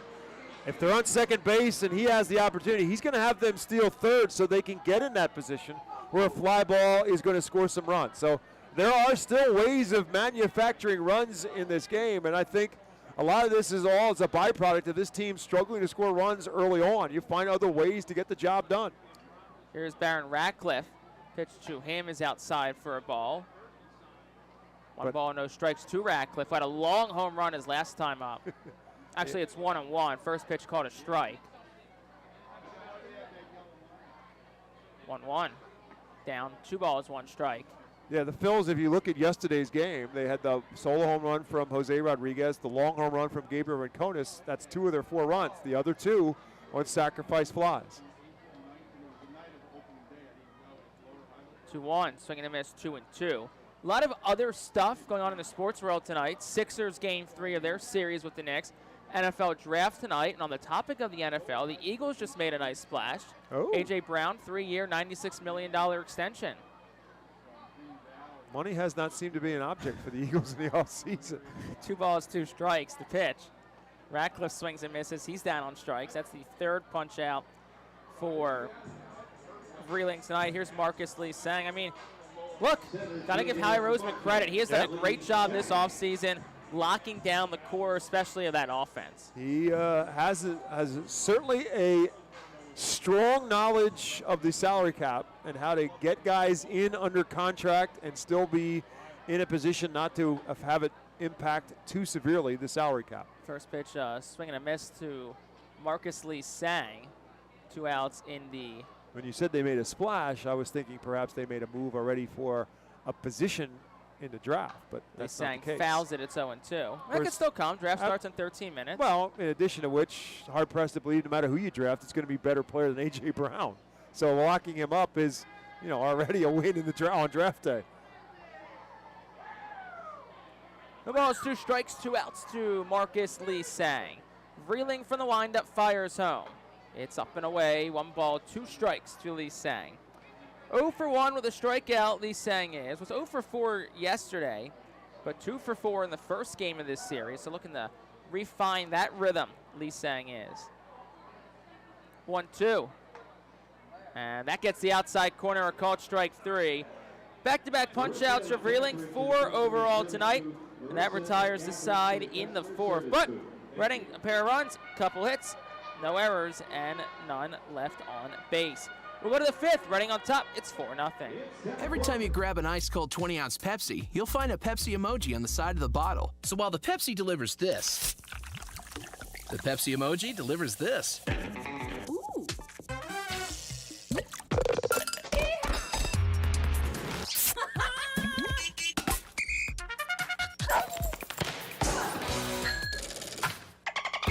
So go ahead, crack open a Pepsi. and tell the world how you feel and what you love with Pepsi emojis. Say it with Pepsi. International Fireworks is the official fireworks provider of the Phillies. International Fireworks shoots every fireworks show throughout the season, including 9 Mega Blast fireworks shows. International Fireworks also provides the pregame fireworks after the national anthem at each game. International Fireworks has a nearby retail store in Douglasville, Pennsylvania, where you can purchase all of your fireworks. Visit fireworksrus.com for more information about the International Fireworks retail store in Douglasville. Thanks again to International Fireworks, the official fireworks provider of the Phillies.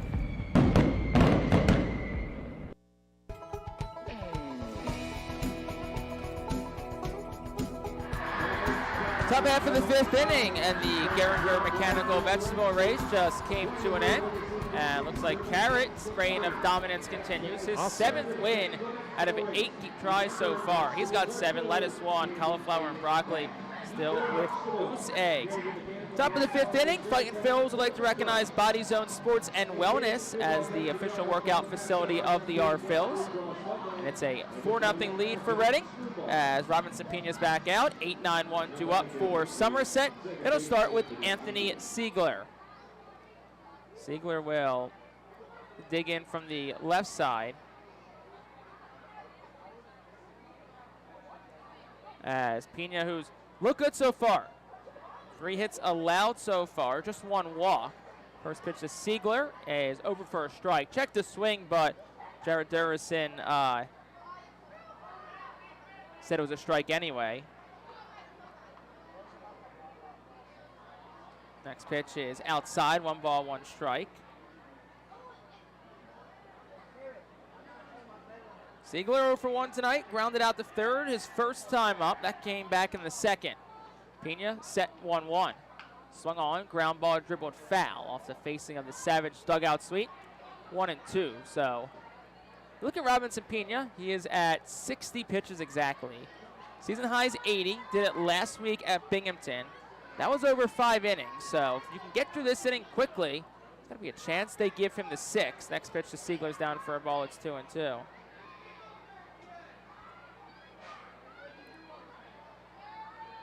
Righty on lefty matchup. Infield has him shaded slightly over to the right side.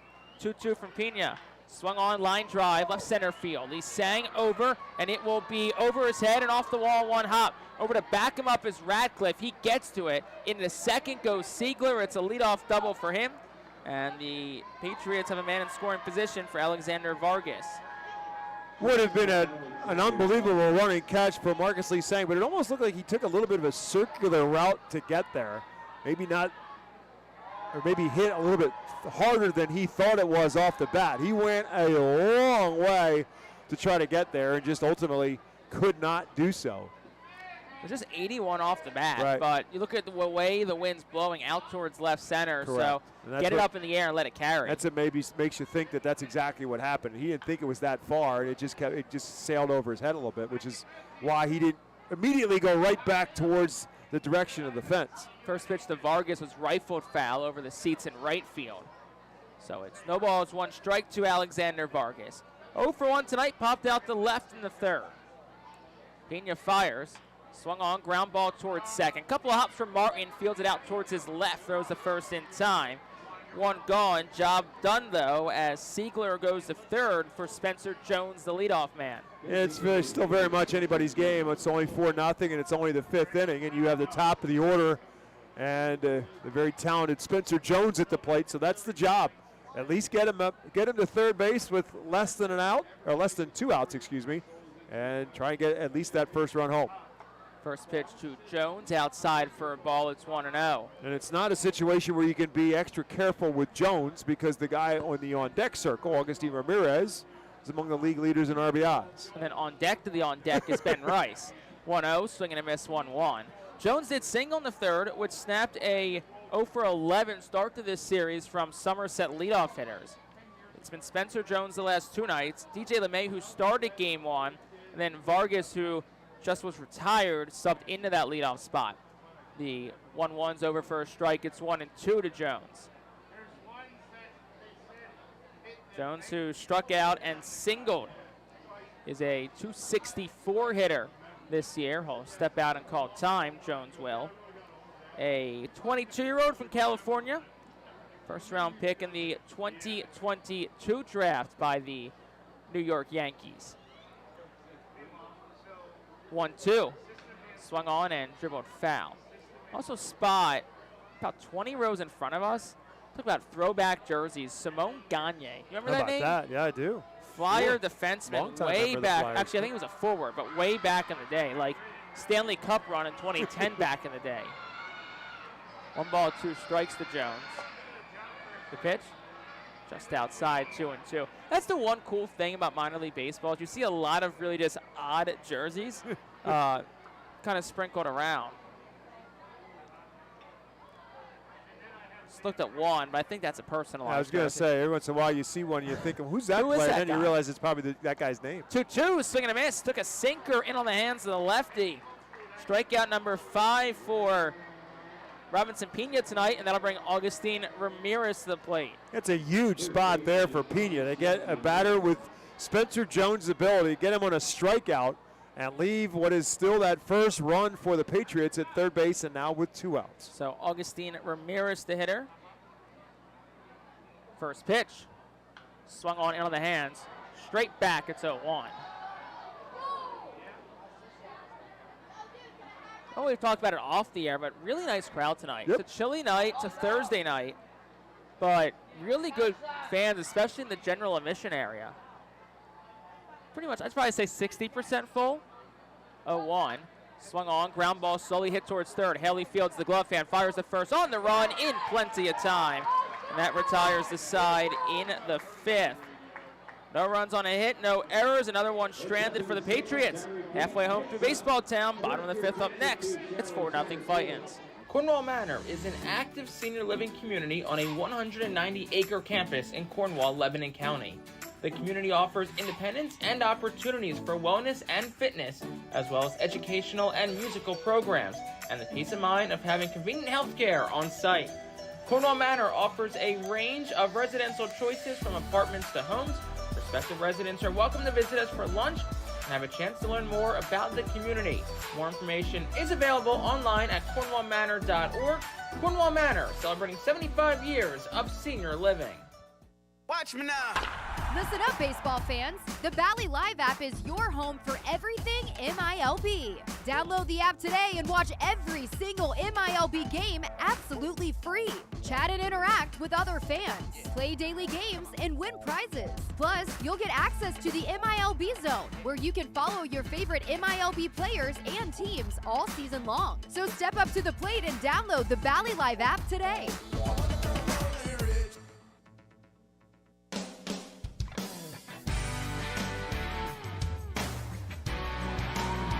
Bottom half of the 5th inning, 4-0 advantage for the Fightin' Phils. Jake Starr, Bob McCool, thanks for joining us tonight on the Fightin' Phils Radio Network. This inning is presented by Cornwall Manor, a unique and charming community nestled on a 190-acre wooded campus with many walking trails, including the Lebanon Valley Rail Trail. Ben Rice throws down, Tristan Vreeling. I knew I was going to do that tonight. Matt Vierling, Tristan Vreeling completes his warm-up tosses as the 9-hitter in the Fightin's lineup. Casey Martin comes up to the plate. We said Fightin' Phil's on top 4-0. Looking for their 4th straight win and 3rd in a row to start off this series with Somerset. First pitch to Martin. That's over for a strike on the outside corner. It's 0-1. Martin, the Lone Oak, Arkansas native who bats from the right side. Slightly closed stance as the righty Vreeling fires home. And that gets the outside corner again. It's 0-2. And, tough spot for a hitter because Vreeling hit the outside corner on back-to-back pitches. And all of a sudden, you're in an 0-2 hole. 0-2. And Martin will just fight it off foul off the facing of the Fightin' Phil's dugout. First base coach Carl Ellison will go pick it up. Ellison in the first base coaching box. Al Patrique in the third base coach's box. Patrique, who was our guest on our pregame show today. First time we've done it from the veranda of the Redners Event Center. 0-2. Outside, 1 ball, 2 strikes. If you didn't catch it, you can find it on our YouTube channel, Twitter, or Facebook accounts. Good 10-minute chat with the skipper ahead of tonight's game. 1-2. Swing and a miss. Martin goes down on strikes. That's 5 tonight for Vreeling, including 3 in a row. And we'll go back to the top of the lineup to Jose Rodriguez. Strikeouts continue to be a problem for Casey Martin. Just was a problem 2 years ago in High A. Was able to cut down on those somewhat last year, and that's what got him the promotion to Reading last year. But then the strikeout tendencies returned last year and have continued on in this year. First pitch to Jose Rodriguez. He takes for a strike down towards the knees. So it's 0-1 to the right-handed hitting leadoff man. Here is the 0-1. Swing and a miss, 0-2 when chasing after a fastball out of the zone, and it's no balls and 2 strikes. Rodriguez, who's 0 for 2 today, did reach on an error by the shortstop Vargas to start the game. Ended up stealing second and scoring on a Carson Taylor RBI single. Stop me if you heard that one before. Here's the 0-2, and Rodriguez will hit one slicing down the right field line. Richardson goes over, but it'll land foul just beyond the Phil's bullpen and right and stay 0-2. Rodriguez a hit yesterday, home run. Drove in a couple, one on his home run, another one on a sac fly, something that Bob talked about earlier. The Fightin' Phils have really done a good job capitalizing on. 0-2. That's way outside. Scooped on a backhand pick from Ben Rice. It's 1-2. Jose Rodriguez, a part of the Phillies 40-man roster, ranked as the number 28 overall prospect. Here's the 1-ball, 2-strike offering. Swung on, fouled straight back, stays 1-2 again as Rodriguez continues to fight it off. Well, he does a pretty good job. He'll take healthy cuts early on in the count, but with 2 strikes, he battles for a while, and he's worked some walks out of being well behind in a count. So it's 1-ball, 2 strikes to Jose Rodriguez. 185 hitter. Here's the pitch. And that's down. 2 balls, 2 strikes to Rodriguez. So started 0-2. He's fought a couple off. And now it's a 2-2 count to him. 1 out. Bottom 5, 4-0 Fightin' Phils.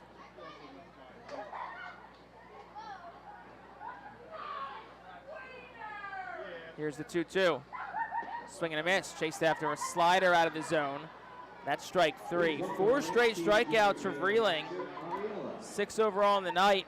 And that'll bring Ethan Wilson to the plate.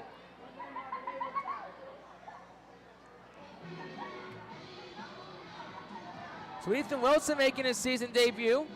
0 for 2 so far. Pop out to right and a strikeout. The 24-year-old from Andalusia, Alabama, looking for his first hit. It's down for a ball. It's 1-0. Wilson, who was activated off the injured list today. Gabriel Rincones Jr. placed on the 7-day IL to serve as the corresponding move. Here's the 1-0. Wilson swinging a miss, 1-1. Wilson, who was placed on the injured list just at the start of the season. Rehab down at the Player Development Complex in Clearwater. Played in a couple of extended spring games. Now he's worked his way back to Double-A. 1-1. That's down. 2 balls, 1 strike to Wilson. It's been all last year with Reading. Posted career highs in average, homers, and RBI. 17 long balls, 50 runs driven in. Was a .250 hitter.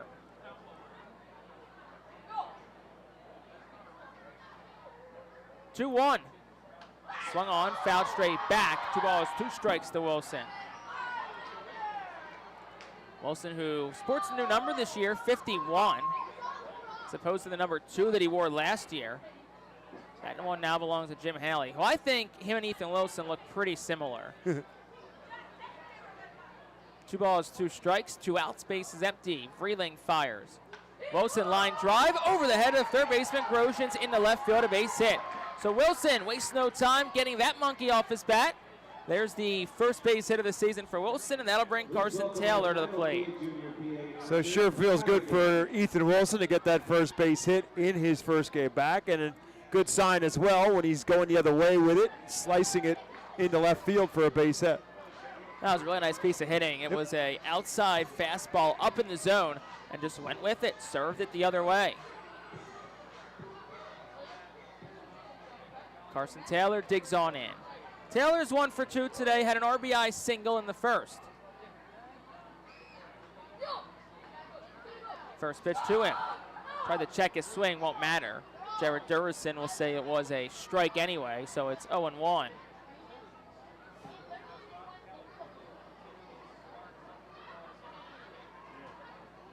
Two outs in the inning. Wilson is lead off first. They will check on him, and he's back without much of a problem. Wilson did steal a good bit of bases last year, too. They have some sneaky quickness on the base pass. 0-1.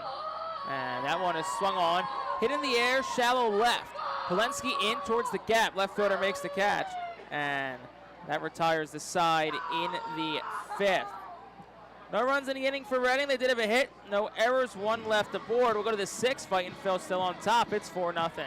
Cornwall Manor is an active senior living community on a 190-acre campus in Cornwall, Lebanon County. The community offers independence and opportunities for wellness and fitness, as well as educational and musical programs, and the peace of mind of having convenient health care on site. Cornwall Manor offers a range of residential choices from apartments to homes.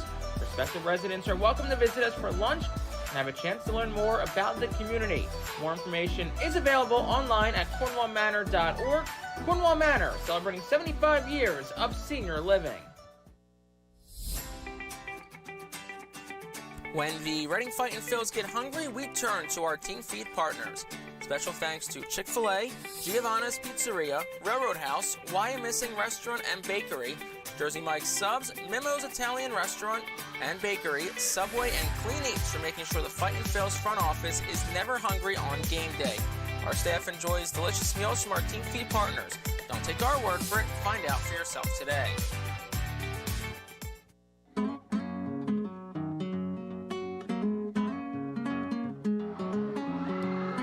Top of the sixth inning. Fightin' Phils on top 4-0 over the Patriots. And established in 1928, the Manor Golf Club is one of the oldest public courses in eastern Pennsylvania. Located conveniently between Philadelphia, Lancaster, and Allentown in Sinking Spring, the Manor Golf Club offers a true test of golf on a traditional championship-style golf course, where shot making takes precedent over length. Visit themanorgolfclub.com for more information. So Jake Starr, Bob McCool, top 6, 3, 4, 5, due up for Raul Dominguez's lineup. It'll start with Ben Rice, who's been quiet tonight. He's 0 for 2. Robinson Pena back out for his 6th inning of work.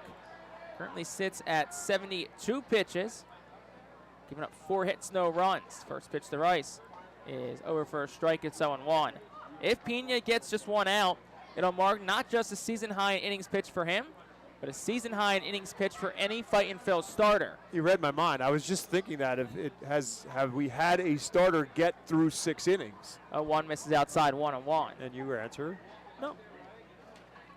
Pena, who's gone 5 twice already this year. Reading pitchers have gone at least 5 on 5 different instances. Next pitch to Rice is in on the hands, jam shot towards shallow right. Back is Martin. He'll make the catch. That's out number 1. Ball was not hit hard at all. Yeah, like you said, lots of soft contact. Lots of soft contact in this one again. Spencer Jones had a line drive into right field for a base hit. Even the double last inning, you said it was 84 off the bat. So, I mean, it got to the wall, but it wasn't exactly a ringing double. First pitch to Groshans inside for a ball. It's 1-0. There is no action in the Fightin' Phil's bullpen. There's one guy stretching. Yeah, somebody's doing some. Can't really see who it is. Around, they have correct. the hood up. Grosjean swings and misses. It's 1 ball and 1 strike. You often get some of those points sometimes. Are they stretching or are they just trying to stay warm? 55 degrees our temperature currently reads. It was 57 at first pitch. And we'll definitely get chillier with the sun pretty much almost set. 1-1 is outside for a ball, 2 balls, 1 strike. The smoke from the Grand Slam grill blowing on in with the wind kind of blowing from right to left. Yeah, who needs a flag when you have the wind from the smoke from the grills to tell you which way the wind's blowing? 2-1's fouled, it's 2-2. Reminds me back before Bull's Barbecue moved out to left field when it was in right field. On windy nights, the smoke from right field would make its way out onto, you would see kind of creeping over that second deck area in right field where that like aux scoreboard is. 2-2. Swung on, ground ball, dribble towards the middle. That's a base hit for Jordan Groshans. First hit for Groshans tonight. Second time he's been aboard, and 5th overall for Somerset. But same thing, Bob. It's a hit, but it's a ground ball that just found the right spot. Yeah, they've had 2 hits that have gone through the middle and off the pitcher's mound. So it's just not a knock on Somerset. This is just trying to give you a kind of a view of the effectiveness of Pena, that he's kept them to a point where they're not getting hard hit balls. Ground ball first. Ball has it. Tags the bag. Goes the second. Rodriguez puts the glove on to Groshans, and it is a 3-6 inning-ending double play. So no runs on a hit. He gets erased in the double play. There were no errors and nobody left on base. To the bottom of the 6th we go. Fightin' Phil's on top. It's 4-0. When you drive a vehicle so reliable it's backed by a 10-year, 100,000-mile limited warranty, you stop thinking about what you can't do and start doing what you never thought possible. Visit your local Kia dealer today to see what you're capable of in a vehicle that inspires confidence around every corner. Kia, movement that inspires. Call 800-333-4KIA for details. Always drive safely. Limited inventory available. Warranties include 10-year 100,000-mile powertrain and 5-year 60,000-mile basic. Warranties are limited. See retailer for details. Briganti Wines offers a great selection of wines in New Jersey and eastern Pennsylvania. Headquartered in South Jersey and sourced from Italy's Abruzzo region, Briganti Wines is ran by former Fightin' Phil's great and big leaguer Mike Costanzo. They are committed to quality, authenticity, and sustainability, attracting a loyal following of customers. Get Briganti Wines at select local Acme stores. Visit brigantiwines.com to learn more.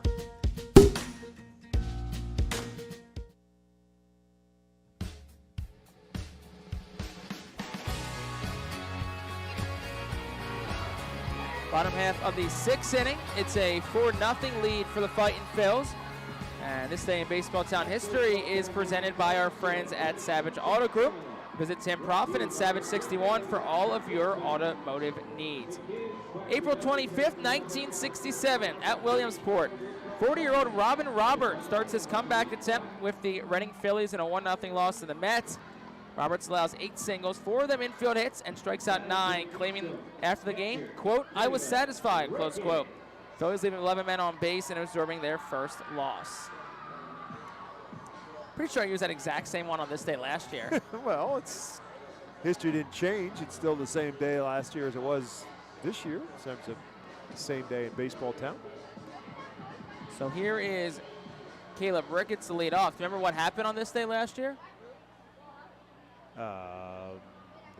Morning game against Altoona. Aha.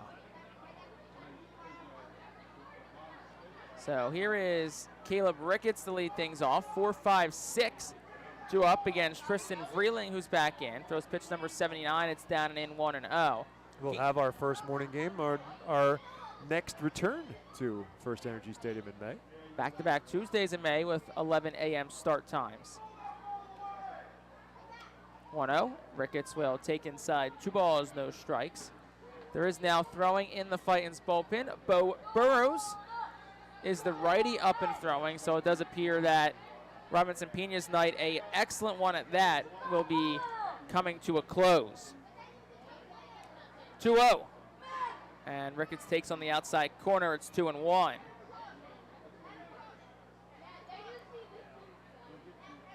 Ricketts, strong day so far. Single and a double. Run scored for the left-handed hitting catcher. 2-1. Swung on, in on the hands. Fly ball right side. Groshans, the third baseman, is over, and it'll go out of play foul. And it's 2 balls, 2 strikes.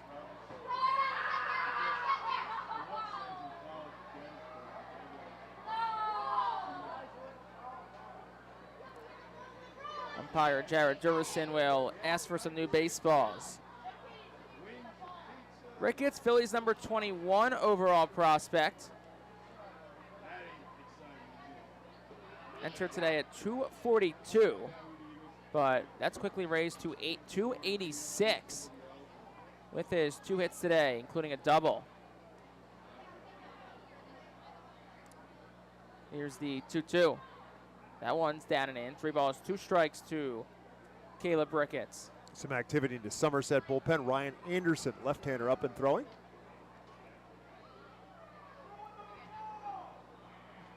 So we'll see how long the leash is on Tristan Vreeling at this point in time. 3-2. That one's hit in the air well, out towards right center. Richardson goes back, and it is off the wall. Rolls towards Richardson. Ricketts the second. The center fielder fell down, but they do get the ball in. So Ricketts will be held to just his second double of the night. Was really hoping that he could have stretched that to 3, because then we'd be talking cycle, but right. You'll take a double, second of the night for Caleb Ricketts. And again, he continues to make better and better contact. Haven't seen the home run ability yet for Caleb Ricketts, but that just seems almost like it's a matter of time as he continues to time things up better and better. We'll get a mound visit here from Brett DeGagne. Wonder if the Simone Gagne jersey is for him. It's for the Somerset pitching coach. Those are just pronounced the same? Yeah. Close, with the exception of, the 2 letters in front of the Gagne part. The last 2 syllables. Yep. Those that are just joining us, we spotted a Simone Gagne jersey, the old Flyers home black jerseys. Mound visit concludes. Ricketts, that was his 3rd double of the season, 2nd of the day, as we said. And it's a bit of a turning point in this game, it feels like. Reading really have a chance to break this one open. Fightin Phillies trail 4-0 in the bottom half of the 6th inning. No outs. Jim Haley steps in. Caleb Ricketts, the batter. No, Caleb Ricketts on second. Jim Haley, as we said, steps in. Slightly open stance from the right side for Haley. Rests the bat on his right shoulder. The pitch. Swung on, hit in the air, popped up foul, and it's no ball is 1 strike.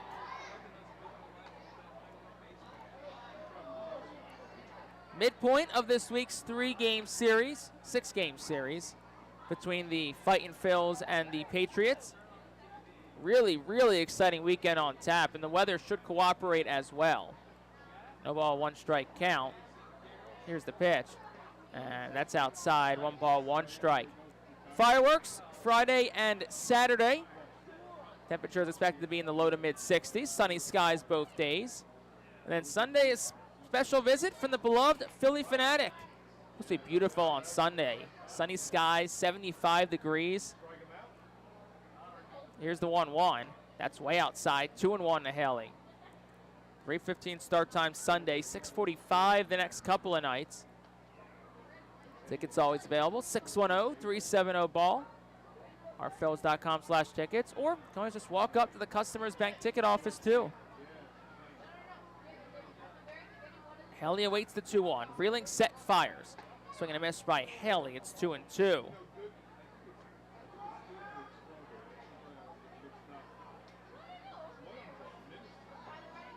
Haley, an RBI triple back in the 4th. That followed a double from Caleb Ricketts, who also led off that inning. So looking for similar outcome, 2-2. Swing and a miss. Haley goes down on strikes. That's strikeout number 7 for Tristan Vreeling. And that brings Bryce Ball to the plate, 1 out. Just wonder how much more and how much longer they go with Vreeling. He's at 89 pitches now. And I think I just got my answer. Raul Dominguez pops out of the dugout. So Raul Dominguez will come out. It is his 2nd mound visit of the inning, so that will prompt a call to the bullpen. Step into your future with this. Verna University Golden Wolves call to the bullpen. Back with the new pitcher after this. Fans, nothing beats a great day at Golden Oaks Golf Club. Located just minutes from Reading, Golden Oaks is a beautiful, award-winning golf course open to the public with perfect greens, lush fairways, and a course playing for 5 sets of tees. Bogey's Pub is open to the public with the area's best full-course menu, featuring indoor and outdoor seating and TVs to watch your favorite sports teams. Let the Golden Oaks Golf Club team cater to your need. Lunch, dinner, golf outings, parties, company events, and fundraisers. Visit our website at GoldenOaksGolfClub.com and follow Golden Oaks Golf Club and Bogey's Pub on Facebook. Golden Oaks Golf Club, where great memories are made.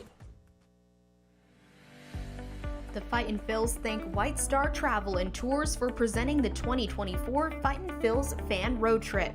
This year's trip runs from July 26th to 29th and features stops to see the Fightin' Phils in New Hampshire, along with the chance to meet a player and coach. The trip also heads to the Baseball Hall of Fame in Cooperstown, a Red Sox-Yankees game at Fenway Park, and finally Citizens Bank Park to see the Phillies take on the New York Yankees.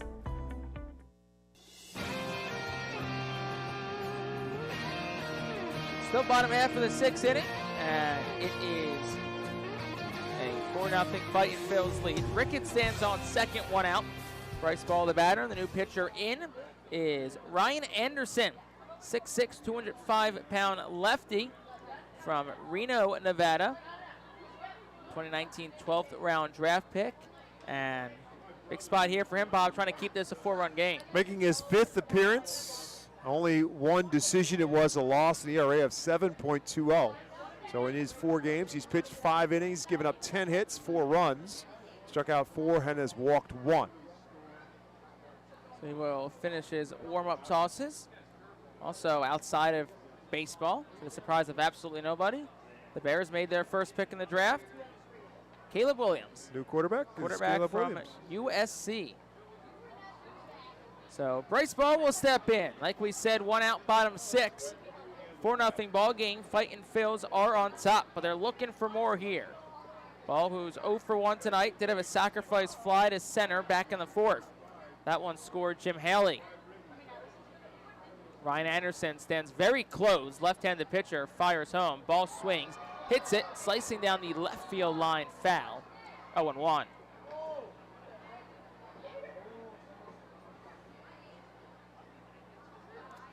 Anderson, who spent his entire career in the Yankees organization, played his college ball at University of Nevada, Reno, 2017 to 19. 0-1. Swung on, ground ball towards short, off the glove of diving Vargas into left field. Around third and scoring is Caleb Ricketts, and it's an RBI single for Bryce Ball. It's 5-0 Fightin' Phils. That's got to feel good for Bryce Ball, who struggled to find hits, but he has found RBIs in this series. He had an RBI earlier with a sacrifice fly, gets another one here. His 3rd RBI of this series as he stands at first base. And once it went off the glove and or arm of Vargas, Al Padrique started pumping that arm. He wanted Caleb Ricketts to keep on running it just as soon as it was deflected. First pitch to Ratcliffe, over for a strike. It's 0-1. So RBI 5 and 6 for Bryce Ball in this game. Now here's Barron Ratcliffe, who certainly has made his mark on this ball game. 0-1, and swinging a miss. Tried to hold up, but couldn't. On a curveball down in the dirt, 0-2.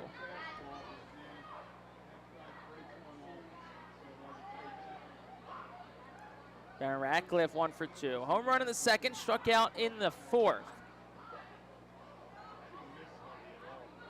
As Anderson comes set. No balls, 2 strikes and an out. Lefty fires. Ratcliffe swings, chops it over the head of the first baseman Ramirez. To back him up is Siegler at second, but the pitcher, Anderson, did not get over in time. So that's going to be an infield single for Barron Ratcliffe. Runners on first and second now for Marcus Lee Sang. Well, you're spot on, Jake. That's on the pitcher. Once it was a high chopper. It wasn't as if Ramirez wandered too far off the bag. It simply just took a bounce up and over his head. And good job by Siegler to get there and get a glove on it, and they would have had a play on Barron Ratcliffe had the pitcher, Ryan Anderson, got over there to cover the bag, but he did not. Good job by Ratcliffe to get himself a leg hit. Not too many leg hits for Barron Ratcliffe. First pitch to Lee Sang is in for a strike. It's 0-1. 8-hitter Lee Sang up. Really a chance here for the Fightin' Phils to try and break this one open.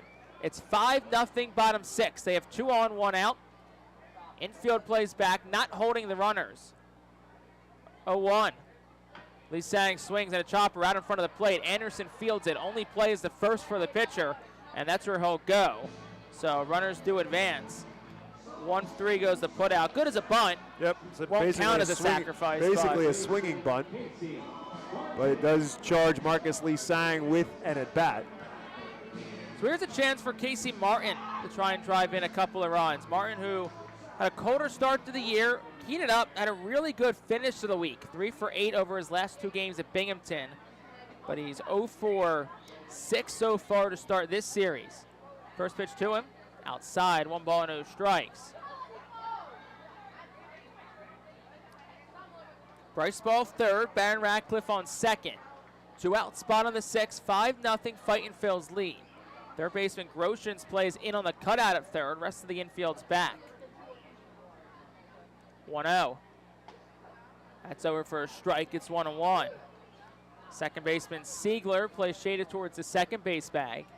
Ramirez off the line at first, but big hole down the first base line, also a pretty big hole between Siegler at second, Ramirez at first. 1-1. Martin takes outside, 2 balls, 1 strike. Casey has grounded out the short in the second, struck out swinging back in the 5th. As he stands, slightly closed stance in the right-handed batter's box. Up 2-1 in the count. Anderson fires. Martin swings and misses, 2-2.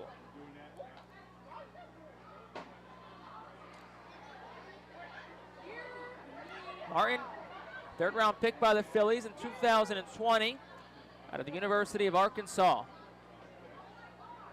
Anderson, the lefty. He'll come set at the letters. Here's the pitch.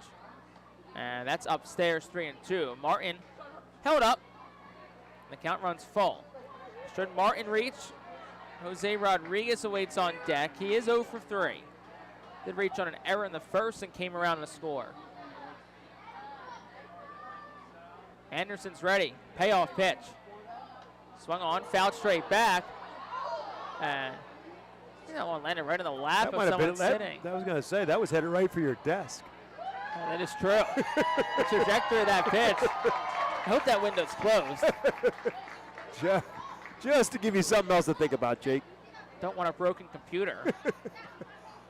Here's the 3-2. Swing and a miss, and Martin goes down on strikes. That's the first strikeout for Anderson to retire the side in the 6th. Reading does get a run. They do it on 3 hits. There were no errors, and 2 are left on base. 2/3 of the way home for Baseball Town. We go to the 7th. Fightin's on top. It's 5-0. Fans, nothing beats a great day at Golden Oaks Golf Club. Located just minutes from Reading, Golden Oaks is a beautiful, award-winning golf course open to the public with perfect greens, lush fairways, and a course playing for 5 sets of tees. Bogey's Pub is open to the public with the area's best full-course menu, featuring indoor and outdoor seating and TVs to watch your favorite sports teams. Let the Golden Oaks Golf Club team cater to your need. Lunch, dinner, golf outings, parties, company events, and fundraisers. Visit our website at GoldenOaksGolfClub.com and follow Golden Oaks Golf Club and Bogey's Pub on Facebook. Golden Oaks Golf Club, where great memories are made. The Fightin' Phils thank White Star Travel and Tours for presenting the 2024 Fightin' Phils Fan Road Trip. This year's trip runs from July 26th to 29th and features stops to see the Fightin' Phils in New Hampshire, along with the chance to meet a player and coach. The trip also heads to the Baseball Hall of Fame in Cooperstown, a Red Sox-Yankees game at Fenway Park, and finally Citizens Bank Park to see the Phillies take on the New York Yankees.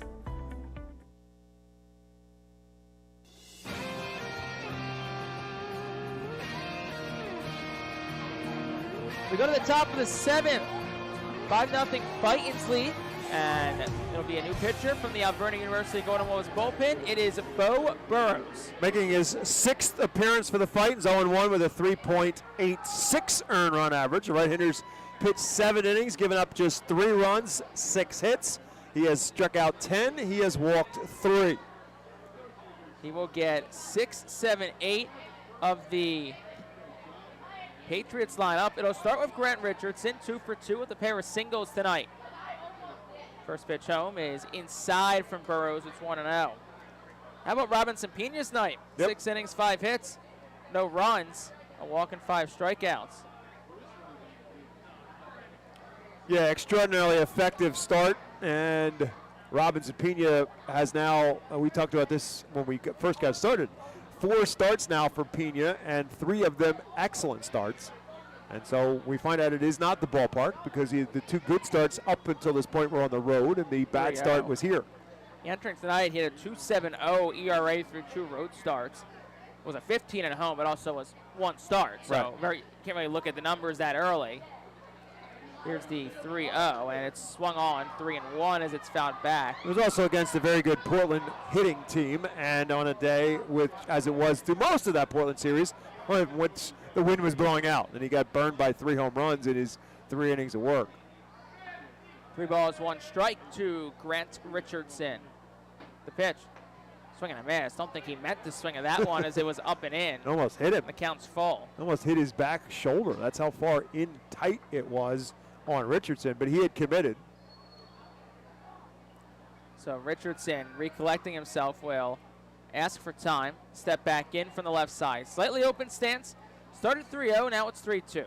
Burrows ready, fires home, swing and a miss. Well, foul tipped, and Ricketts couldn't hold on to it, so it stays 3-2.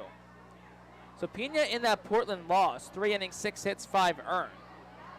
The other 3 starts since, 16 innings, 3 earned runs, 14 strikeouts. 3-2 again, and that misses upstairs for a ball, so ball 4.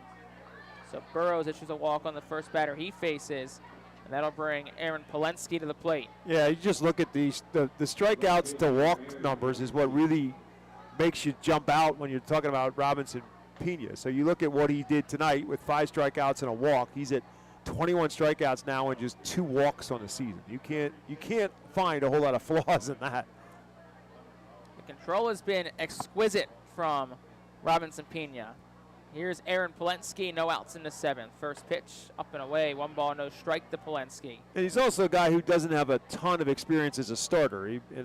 Coming through the Angels organization, he probably was a reliever more than a starter in his appearances over 3 levels last year.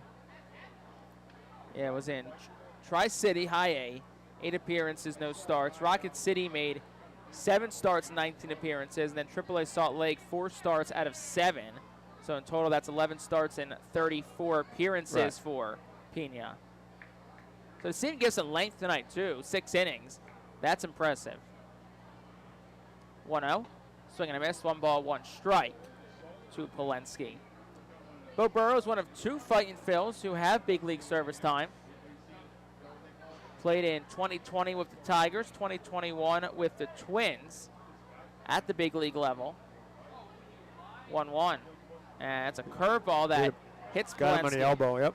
So Richardson up to second, Polensky to first, and it's back-to-back base runners, and here comes Al Patrique. I think he's going to ask if he leaned into it. Yeah, absolutely. That's what he's going to say, because he started to stride into it, and he quite literally got that elbow out in front of him. And I think that's the Fightin's manager's argument, is that not necessarily that he stuck his elbow out in front of it, but more so that he just kind of started his swing, and that's what got him out over the plate. So now I think Al's going to ask them to appeal down to first base as to whether or not he thinks that perhaps he leaned into it or stuck his elbow out, or somehow or another it should not be a hit by pitch. So after a long conversation between Al Patrique and Jared Durrison, our home plate umpire, Patrique returns to his post. Now generally, that is a request by a manager to ask for an appeal, and the umpire can say no to that appeal.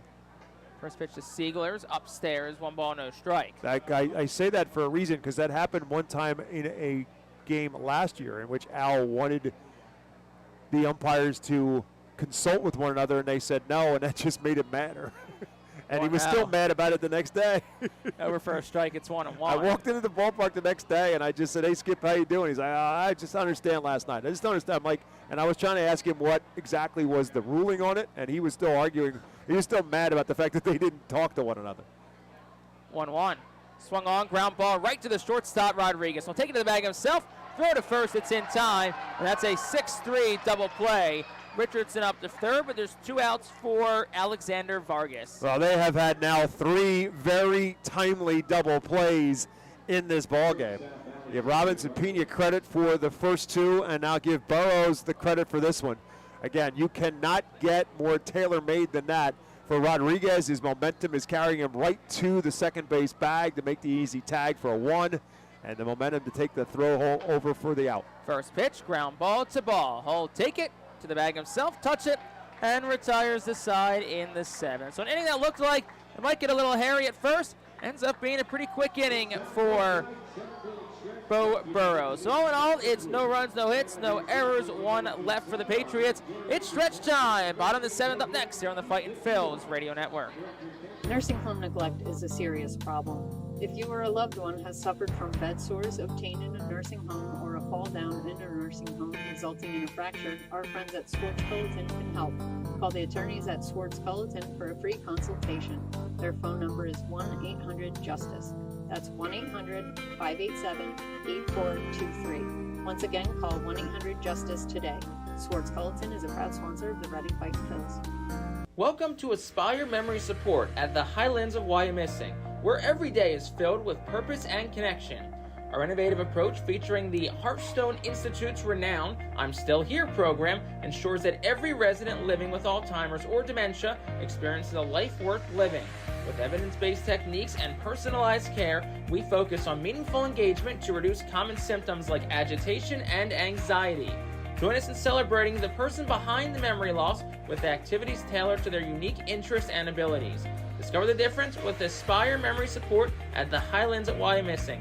Call us today and embrace a renewed sense of purpose for your loved one.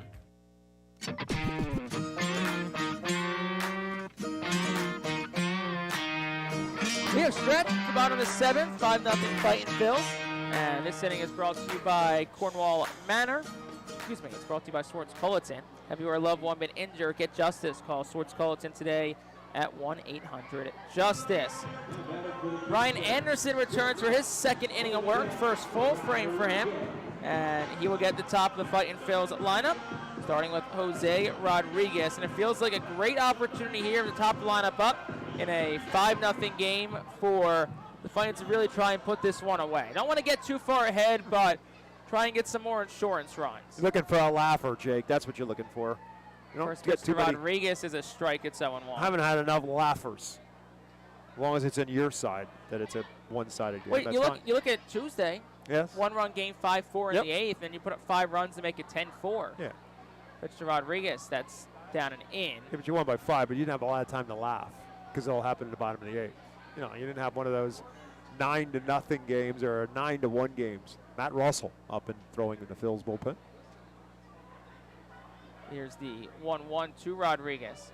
And he takes that inside, almost hit his back foot. They're going to appeal. Yeah. And they'll say he didn't go. So it's 2-1.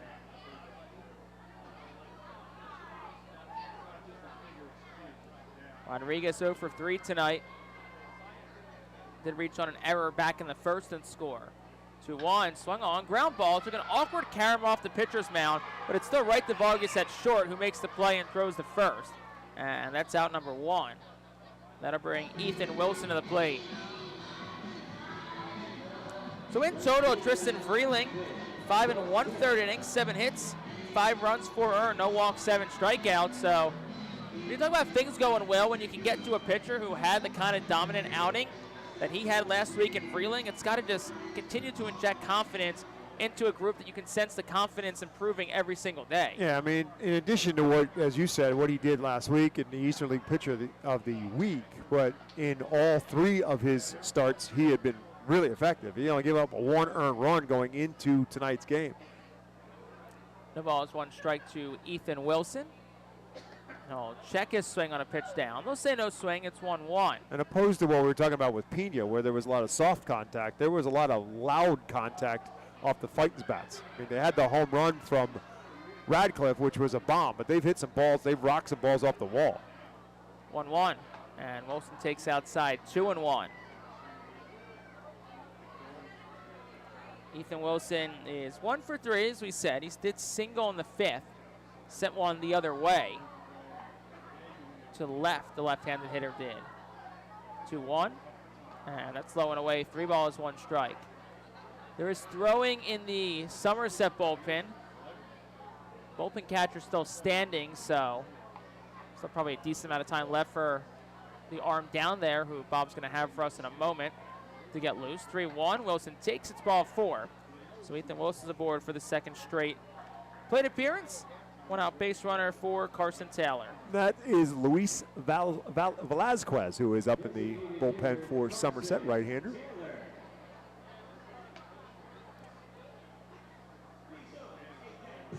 That'll bring Carson Taylor to the plate. Taylor, who's 1 for 3 tonight. Usually when you're 1 for 3, your average doesn't go down, but his is down to 372. First pitch is outside over for a strike. It's 0-1. That's when you know things are going good. When you're 1 for 3 and your average dropped almost 30 points. So actually, only 3 points. I stand corrected, not 30 points. 375 entering tonight. Here's the pitch. And it's popped straight up foul behind home plate, and it's 0-2.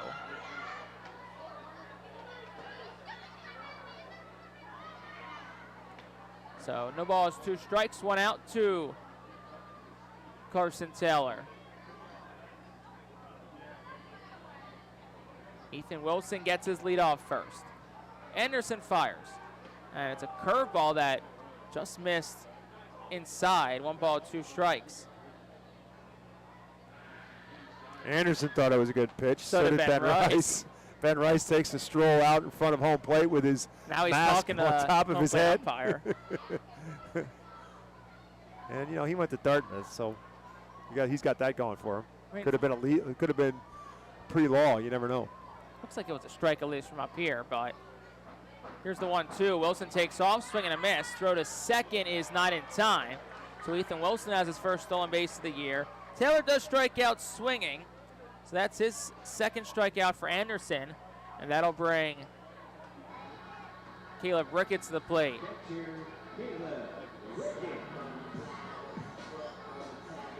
Ricketts having himself a heck of a night. 3 for 3, a single, 2 doubles, and 2 runs scored. And the catcher digs in from the left side. 2 outs, bottom 7, 5-0 game. Fightin' Phils are on top looking for more. First pitch. And Ricketts will take on the outside corner. It's 0-1. And we said Ethan Wilson, someone who will steal bags. Yep. And it's another stolen base for Reading tonight. They had 5 last night. That was a season high. Here's the 0-1. With a curveball outside, it's 1-1. Reading entered today with 24 stolen bases this year, which is 3rd across the Eastern League. They finished 10th last year in stolen base. They had 119, which was a bit less than 1 per game. 1-1, and it's outside, 2 balls, 1 strike.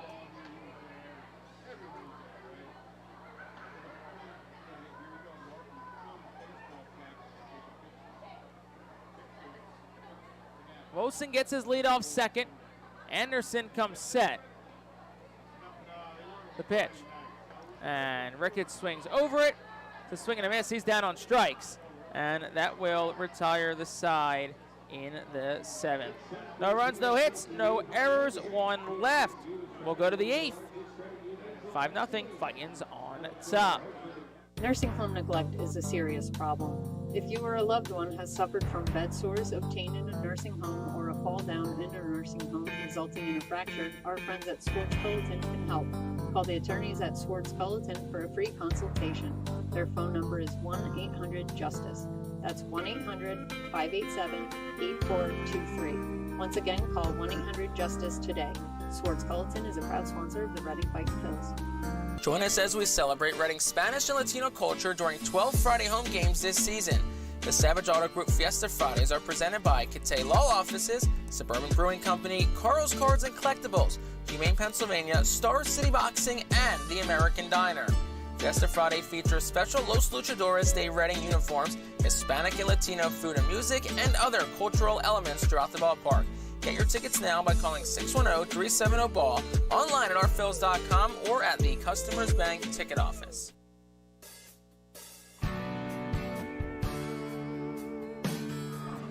go to the top of the 8th. The Fightins go back to the bullpen for another arm, and I'm going to go back to our bullpen in the broadcast booth for Bob McCool. Bob, I'm asking you for a 6-out save. Can you get it for me? Well, I did it once this year. Why not try to do it again? Matt Russell on to pitch. That is the Alvernia University Golden Wolves call to the bullpen. Russell, the 25-year-old right-hander, will now come on to pitch the 8th inning. Again, Robinson Pena started, went 6, and then an inning for Bo Burrows. And now Al Padrique will try to get 6 more outs from his bullpen with a 5-0 cushion, with the Somerset Patriots in the top of the order for Somerset coming to the plate here in this 8th inning. Spencer Jones is the leadoff hitter. So Bo Burrows goes 1 inning, as I said, gives up just 1 hit.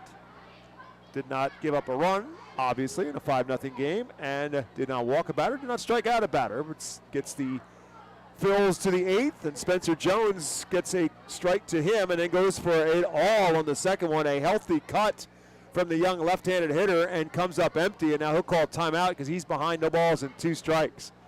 Spencer Jones, 6'6", 235, just 22 years of age. He'll turn 23 next month on May the 14th. Product of Vanderbilt University, first-round draft pick of the Yankees in 2022. Slow roller to the right. Casey Martin, the second baseman, ranges and throws off balance and finds Bryce Ball at first base for the out. Nice play by Casey Martin, ranging to his right to retire Spencer Jones as leadoff man here in the 8th.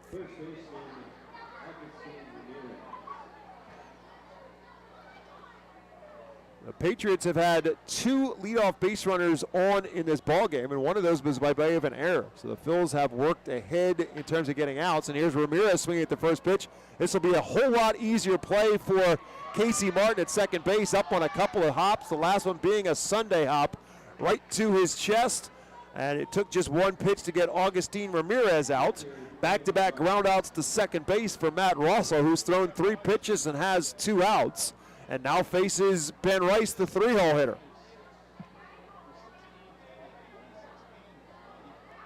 Rice 0 for 3 on the day. And the left-handed hitting catcher takes one at his feet for a ball. As I mentioned last inning, Rice, a product of Dartmouth University, certainly has been a surprise in the Yankees organization. Coming out of the Ivy League, he was a 12th round draft pick of the Yankees in 2021. Started in Tampa in 2022 at 68 games, hit .267 with 9 home runs. So they put him at High A Hudson Valley to start the year a season ago, and he hit very well through just 15 games. So they tested him a little bit more and brought him up to Somerset in the middle of July, and he hit .327 for the Patriots last year with 16 home runs, and certainly elevated himself in the scouts' eyes for the Yankees, and he works a walk here. He was able to do that several times last night. A couple of walks, and was also hit by a pitch. So he still doesn't have a hit in this series, but he's a base runner again. This time a 2-out base runner is Ben Rice. And that will bring Jordan Groshans to the plate. Groshans been on base twice in this game, safe on an error in the 4th and a single in the 6th. His 4th hit of this series. And the first pitch to him is a slider that's over for a called strike. Russell, mass fastball that's in the 92 to 95 range, in addition to that slider that he just threw to Jordan Groshans, he also throws a changeup. 1 pitch, fouled straight back, and he quickly ahead of Groshans, no balls and 2 strikes. So runner at first in Ben Rice, 2 down. Top half of the 8th inning and a 5-0 Fightin' Phils lead. Riding going for its 4th straight win. Back at it tomorrow night here at the ballpark at 6:45, and fireworks to follow. Same thing for Saturday night, same start time as 6:45 and fireworks to follow. Now time is called at the plate by Groshans. Of course, the series will wrap up on Sunday here at FirstEnergy Stadium at 3:15. Philly Fanatic will be here, and the Phils will hit the road to head to Portland, Maine. Beginning a 6-game stand in Portland on Tuesday. This one rolled towards short, but this time it will find center field. Groshans has himself another hit. Rice will set up stop at second base. So back-to-back base runners here for the Patriots in the 8th. After Russell got 2 outs on 3 pitches, suddenly he finds himself in a first and second situation with 2 outs and Elijah Dunham at the plate.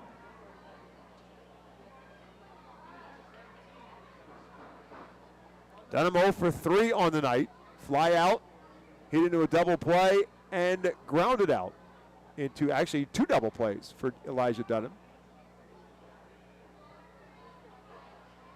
Phillies only need 1 here as a big swing this time by Dunham comes up empty.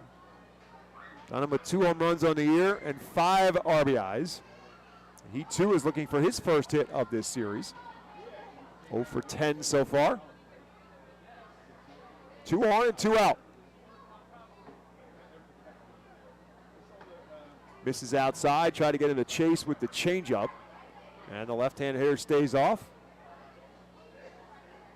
Russell last season at Jersey Shore, 39 games, went 6-7 with a 5.24 earned run average. Had 6 holds and was 3 for 6 in save opportunities, playing for the Blue Claws. Struck out 41 in 46 in the 3rd inning. Also walked 26.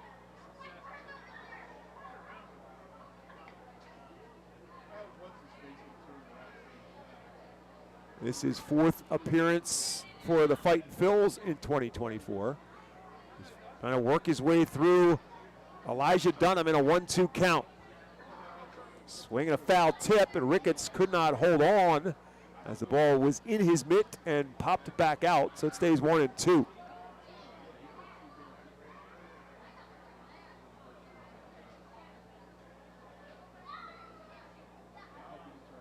Ben Rice, the runner at second. Jordan Groshin, the runner at first.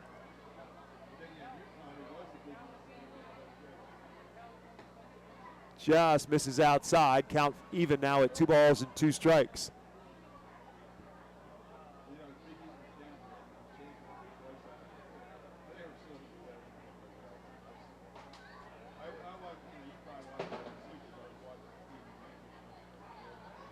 Russell taking a long look, and Caleb Ricketts decides to call timeout, and he's going to go out and visit with his pitcher.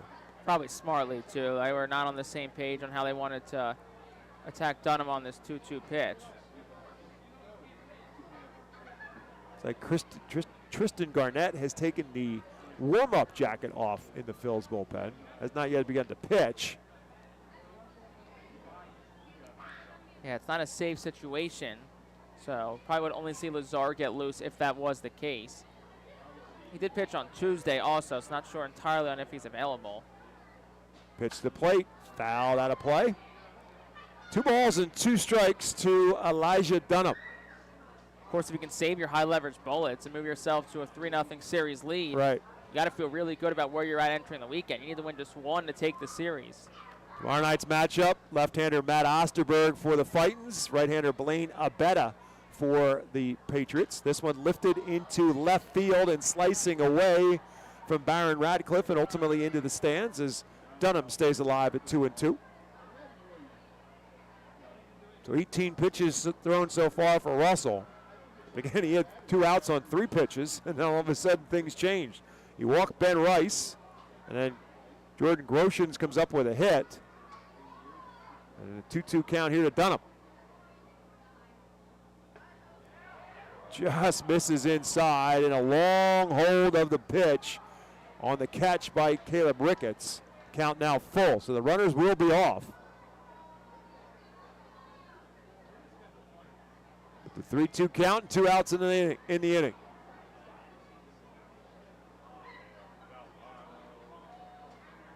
Outside ball 4. So this inning changes dramatically so for Matt Russell. And now he'll face Grant Richardson, who's 3 for 3 on the night. And let's remember here, last night Somerset left 14 runners on base. They were 0 for 10 with runners in scoring position. Tonight they've left 6 so far. They're 0 for 6 with runners in scoring position. So feels like that's something a trend that's not going to last forever. First pitch to Grant Richardson. The left-hander takes it for a called strike. So Richardson 3 for 3 on the night. All singles. And Tristan Garnett is indeed throwing in the Phil's bullpen. 0-1 pitch. Fouled off the mitt of Ricketts. And so he gets ahead of Richardson 0-2. Bases are loaded. 2 outs. Top half of the 8th inning and a 5-0 Fightin' Phil lead.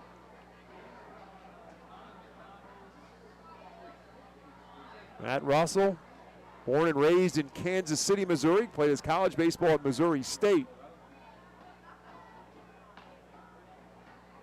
Misses outside, it's 1-2. Russell selected in the 40th round by the Los Angeles Angels in 2017 out of Missouri State. Signed as a minor league free agent by the Phillies in 2021. 1-2 as he tries to work out of a bases loaded jam. Again, fouled out of play. Meantime, Tristan Garnett working faster and faster to get loose in the bullpen.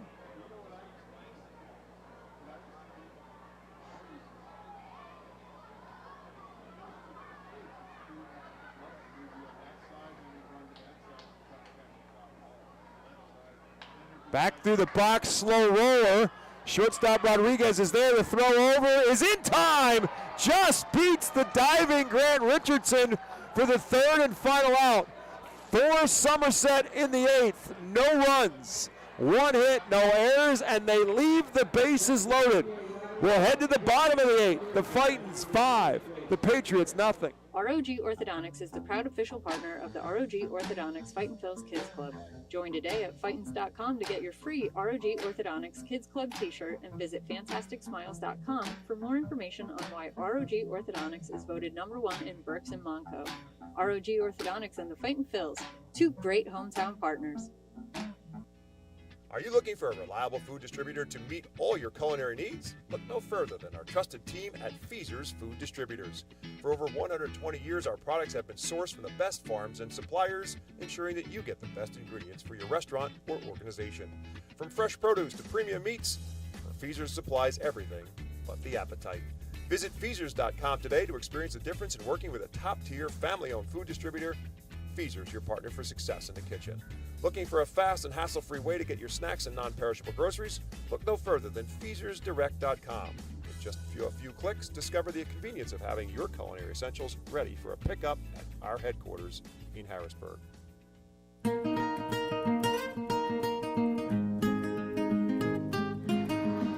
Clean Eats, located at 1665 State Hill Road in Wyomissing, is a healthy food restaurant that offers a variety of delicious and affordable options for their customers. The dine-in cafe menu includes burgers, wraps, flatbreads, and much more. Clean Eats also provides a weekly meal plan service that's as easy as pick up, heat, and eat.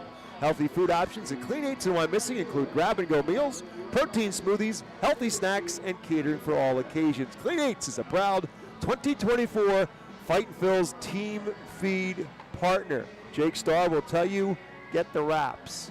They were good. They were really good. Broadcaster endorsed. Just like how I endorse Pepsi? You are the Pepsi king in baseball town. You earned that nickname very diligently last year. So the Fightin' Phils now to look for a little added insurance if 5 runs isn't enough for you, as Jim Haley will lead it off. 5-0 Fightins as they come to the plate here in the bottom of the 8th, and they'll do so facing a new pitcher for the Somerset Patriots in Luis Velasquez. Velasquez making his 5th appearance, pitched 9 innings, getting up 7 hits, 9 runs, 8 earned. He's walked 7, so control's been a bit of an issue. He has struck out 11.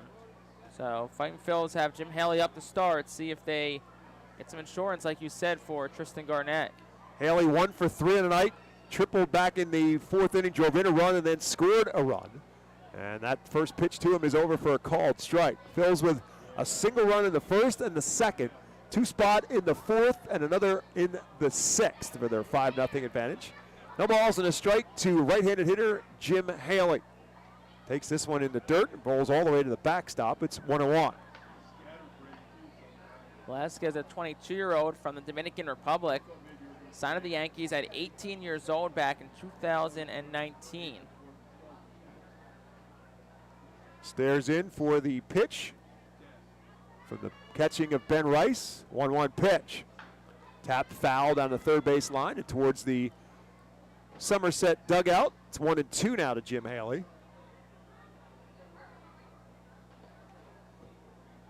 Bryce ball in the on-deck circle to be followed by Baron Radcliffe.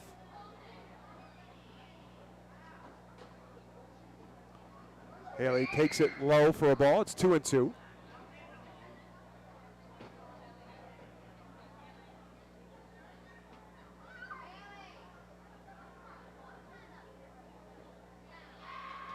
Takes another one away. It's 3-2. So patient at bat for the veteran hitter in Jim Haley.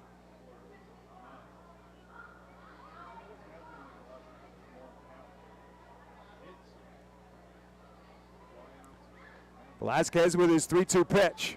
Swing and a miss, strike three. Haley tried to stop, but he could not. And so a strikeout to start the eighth for the Fightins, who have actually struck out three batters in a row going back into the seventh inning. That'll bring up Bryce Ball. And a total for Ryan Anderson, inning and 2/3, 2 hits, no runs. A walk and 3 strikeouts. So did his job to try and keep the Patriots in this game. Tristan Garnett continues to throw in the Fightins bullpen. We assume that he will have the ninth. After Russell works the eighth as Bryce Ball swings and misses at the first pitch. Ball 1 for 2 on the night. Sacrifice fly and an RBI in the fourth, a single and an RBI in the sixth. So he is 2 of his 5 RBIs on the season in this game. And he swings and misses at another one, another sinking pitch down at his feet that Ball swings over the top of. So it's quickly no balls and 2 strikes to the lefty.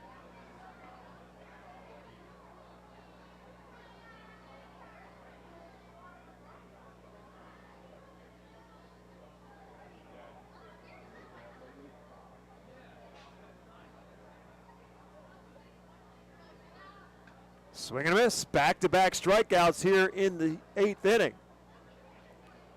Well, the bullpen certainly doing its job for Somerset tonight. Velazquez looking good, and here's Radcliffe, though, has 2 hits tonight, but I know I talk about it a lot, just like the microcosms of baseball and how crazy of a sport it is. Like Radcliffe hits a homer, that ball is crushed over 400 feet, and then he hits that single that just, it's a single because it bounces over the first baseman's head. And the pitcher didn't cover.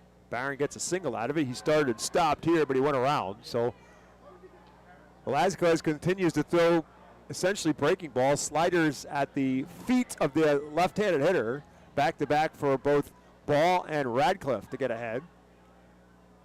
Big swing, no contact again. There's the changeup that Radcliffe is way out in front of. As Jake said, the slow bouncer for a single and the bomb in his first at-bat as he bounced it off the roofing of the pool deck for his first home run of the year. 0-2 pitch to him here. Line in left field, that's going to be a base hit and maybe more. Going to roll all the way back to bounce off the fence. Baron Radcliffe will roll into second base with a stand-up double, his 3rd hit of the night. Baron Radcliffe, have yourself a night. Second game back off the injured list. Home run, single, double. Hopefully, unless it's still in this 8th inning. Hopefully, he doesn't have a chance for the triple. Like I said, unless they bat around in this 8th inning. But if he comes back up in another inning, then things would not have gone as well. It's got to feel really good for Baron Radcliffe because he has struggled to get it going in this season. And as Jake said, he had the hamstring issue that slowed him down. He missed some time as a result just shortly after the season got started. So the 3 hits tonight, as Marcus Lee Sang now steps to the plate, who is 0 for 3 on the night, couple of strikeouts and a ground out. It's a guy the Phils would love to see get his bat a little warmed up. It looked like maybe that was happening on the opening night of this series. As he drives this one to the center field. Long run for Elijah Dunham. He'll look up at the track and make the catch for the 3rd and final out. Lee Sang hit it well, but to the deep part of the ballpark, and Elijah Dunham runs it down in the gap. For the Phils in the 8th, no runs, 1 hit, no errors, and 1 left. It's winning time when we come back to the ballpark. The Fightins 5, the Patriots nothing. Star City Boxing, located at 1340 Center Avenue Rear in Reading, is a 501c3 nonprofit boxing gym unlike any other. Our goal is to not only help you be fit, but to be the best outlet for our youth and community. We welcome anyone who wants to improve their way of life, be fit, and box competitively or non-competitively. We work with you to reach your goals in and out of the gym. Stop in and meet our stars today. Check us out and follow us on Facebook, Instagram, and Twitter for upcoming events and happenings. Visit our website today at starcityboxing.org for more information on how to join, volunteer with our youth, or support our efforts in the community. Star City Boxing is a proud continued 2024 Our Phil's Fiesta Friday partner. ROG Orthodontics is the proud official partner of the ROG Orthodontics Fightin' Phil's Kids Club. Join today at Fightins.com to get your free ROG Orthodontics Kids Club t-shirt and visit FantasticSmiles.com for more information on why ROG Orthodontics is voted #1 in Berks and Monco. ROG Orthodontics and the Fightin' Phil's, two great hometown partners.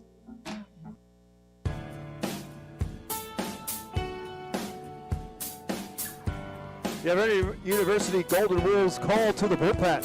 Brings in the big left-hander Tristan Garnett for the Fightin' Phil's. His job is to get the final 3 outs as Reading leads it 5-0. With Somerset coming to the plate here in the top half of the 9th inning. Tonight's attendance at FirstEnergy Stadium, 4,517. Thanks to our friends at PSECU for presenting tonight's attendance. PSECU is proud to be one of the largest credit unions in Pennsylvania. A really solid crowd on a Wednesday night here at the ballpark. And they've seen the Fightin' Phil's play some pretty good baseball through 8 innings, and now trying to finish it off here in the 9th. They lead at 5-0. Aaron Polensky will lead it off for the Patriots, to be followed, at least scheduled to be followed, by Anthony Siegler and Alexander Vargas, the bottom 3 in the Somerset lineup. And the first pitch from Tristan Garnett is way inside. It gets Polensky to dance out of the way. Polensky 0 for 2 on the night, couple of strikeouts, and was hit by a pitch. 1-0 pitch is outside. It's 2-0.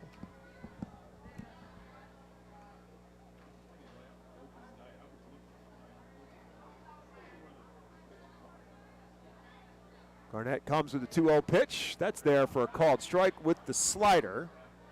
So now it's 2 balls and 1 strike to Polensky.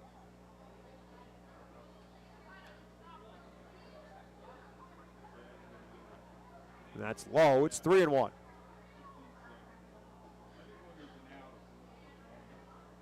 Garnett, 6'6", 240 pounds. Lefty is 26 years of age, native of Portland, Oregon. Went undrafted in the 2021 draft. And he loses Polensky to start this inning.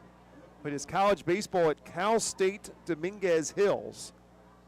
And he walks the leadoff man, Aaron Polensky, here to start the 9th. Again, this is not a save situation. Robinson Pena went 6 innings. Bo Burrows went the 7th.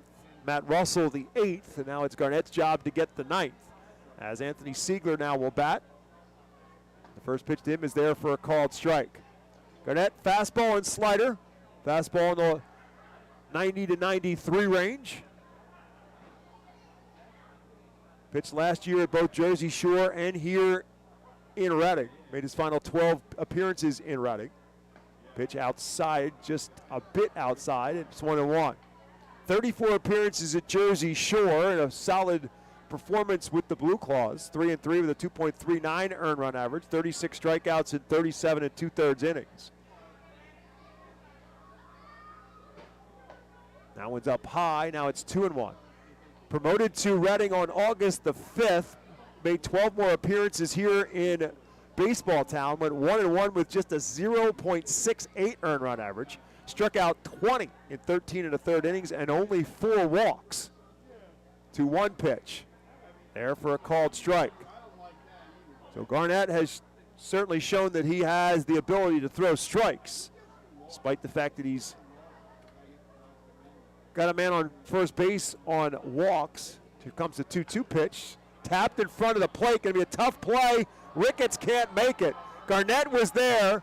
Garnett just kind of dove down on the ground to try to get out of Ricketts' way, but in reality he was right in front of Ricketts, who would have had a barehanded and then hop over the body of Garnett to try to make the throw. And that's going to be an infield single off the end of the bat for Siegler.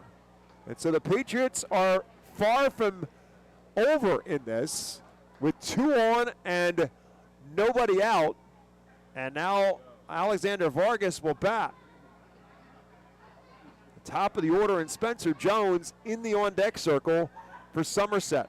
Vargas on the night 0 for 3. Garnett's first pitch there for a called strike.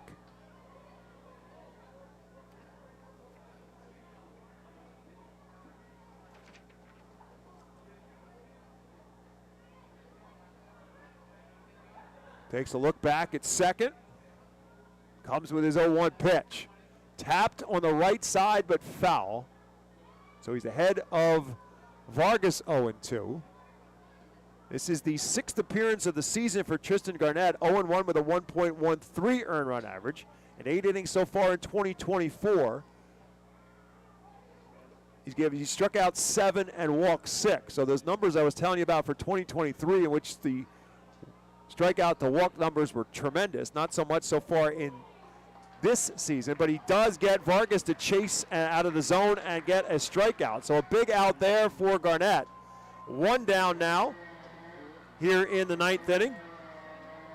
Runners still at first and second, and big Spencer Jones to the plate, who's 1 for 4 on the night with a single to right field back in the 3rd inning. If you missed it, the Philadelphia Phillies won this afternoon in Cincinnati. An outstanding performance by Zach Wheeler. The Phils won at 5-0. This one fisted foul and out of play by Spencer Jones. So the Phillies end up splitting the series with the Cincinnati Reds. And now we'll head to San Diego for the weekend.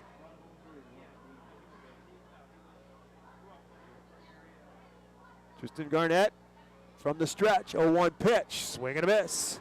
Got inside the kitchen of Spencer Jones, who couldn't get the bat around fast enough. And it's quickly no balls and 2 strikes.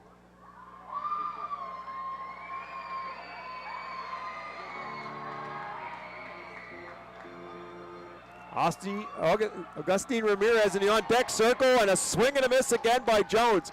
Pretty much the exact same pitch from Tristan Garnett, and the same result as Spencer Jones swings through it. That's 2 down, back-to-back strikeouts for Garnett, and the Phils need 1 more out.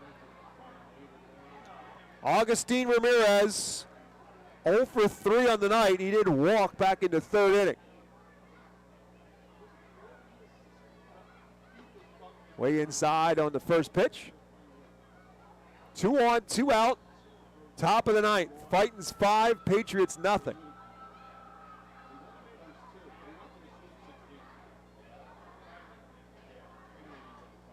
Garnett 1-0 pitch.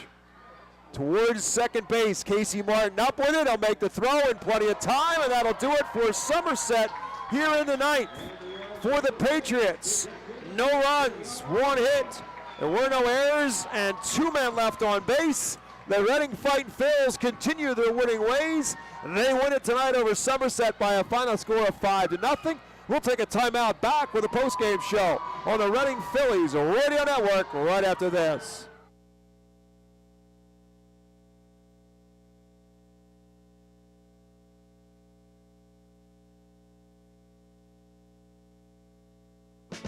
In continuation of the 275th anniversary of Reading's celebration, the Art Phils will play as the Reading Keystones on off Thursdays in 2024. Join us for 11 Keystone Throwback Thursdays, thanks to Brooks Career and Technology Center, H&F Heating and Cooling, Rip It Baseball Town Charities Batting Cages, and Lavelle Law Firm. Come celebrate the city of Reading and enjoy some great baseball on Throwback Thursdays in 2024. Get your tickets now by calling 610-370-BALL, online at rphils.com, or at the Customers Bank ticket office. Spend some quality time with the family by taking them out to the ball game every Sunday home game at FirstEnergy Stadium. Sundays are Burke's Packing Sunday Family Fun Days, presented by Empire Home Center, Golden Oaks Golf Club, Long Home Products, T-Mobile, and Rip It Baseball Town Charities. Get 4 tickets, 4 hot dogs, and 4 sodas for only $62 when purchased in advance. Join us for Burke's Packing Sunday Family Fun Days at all Sunday home games all season long.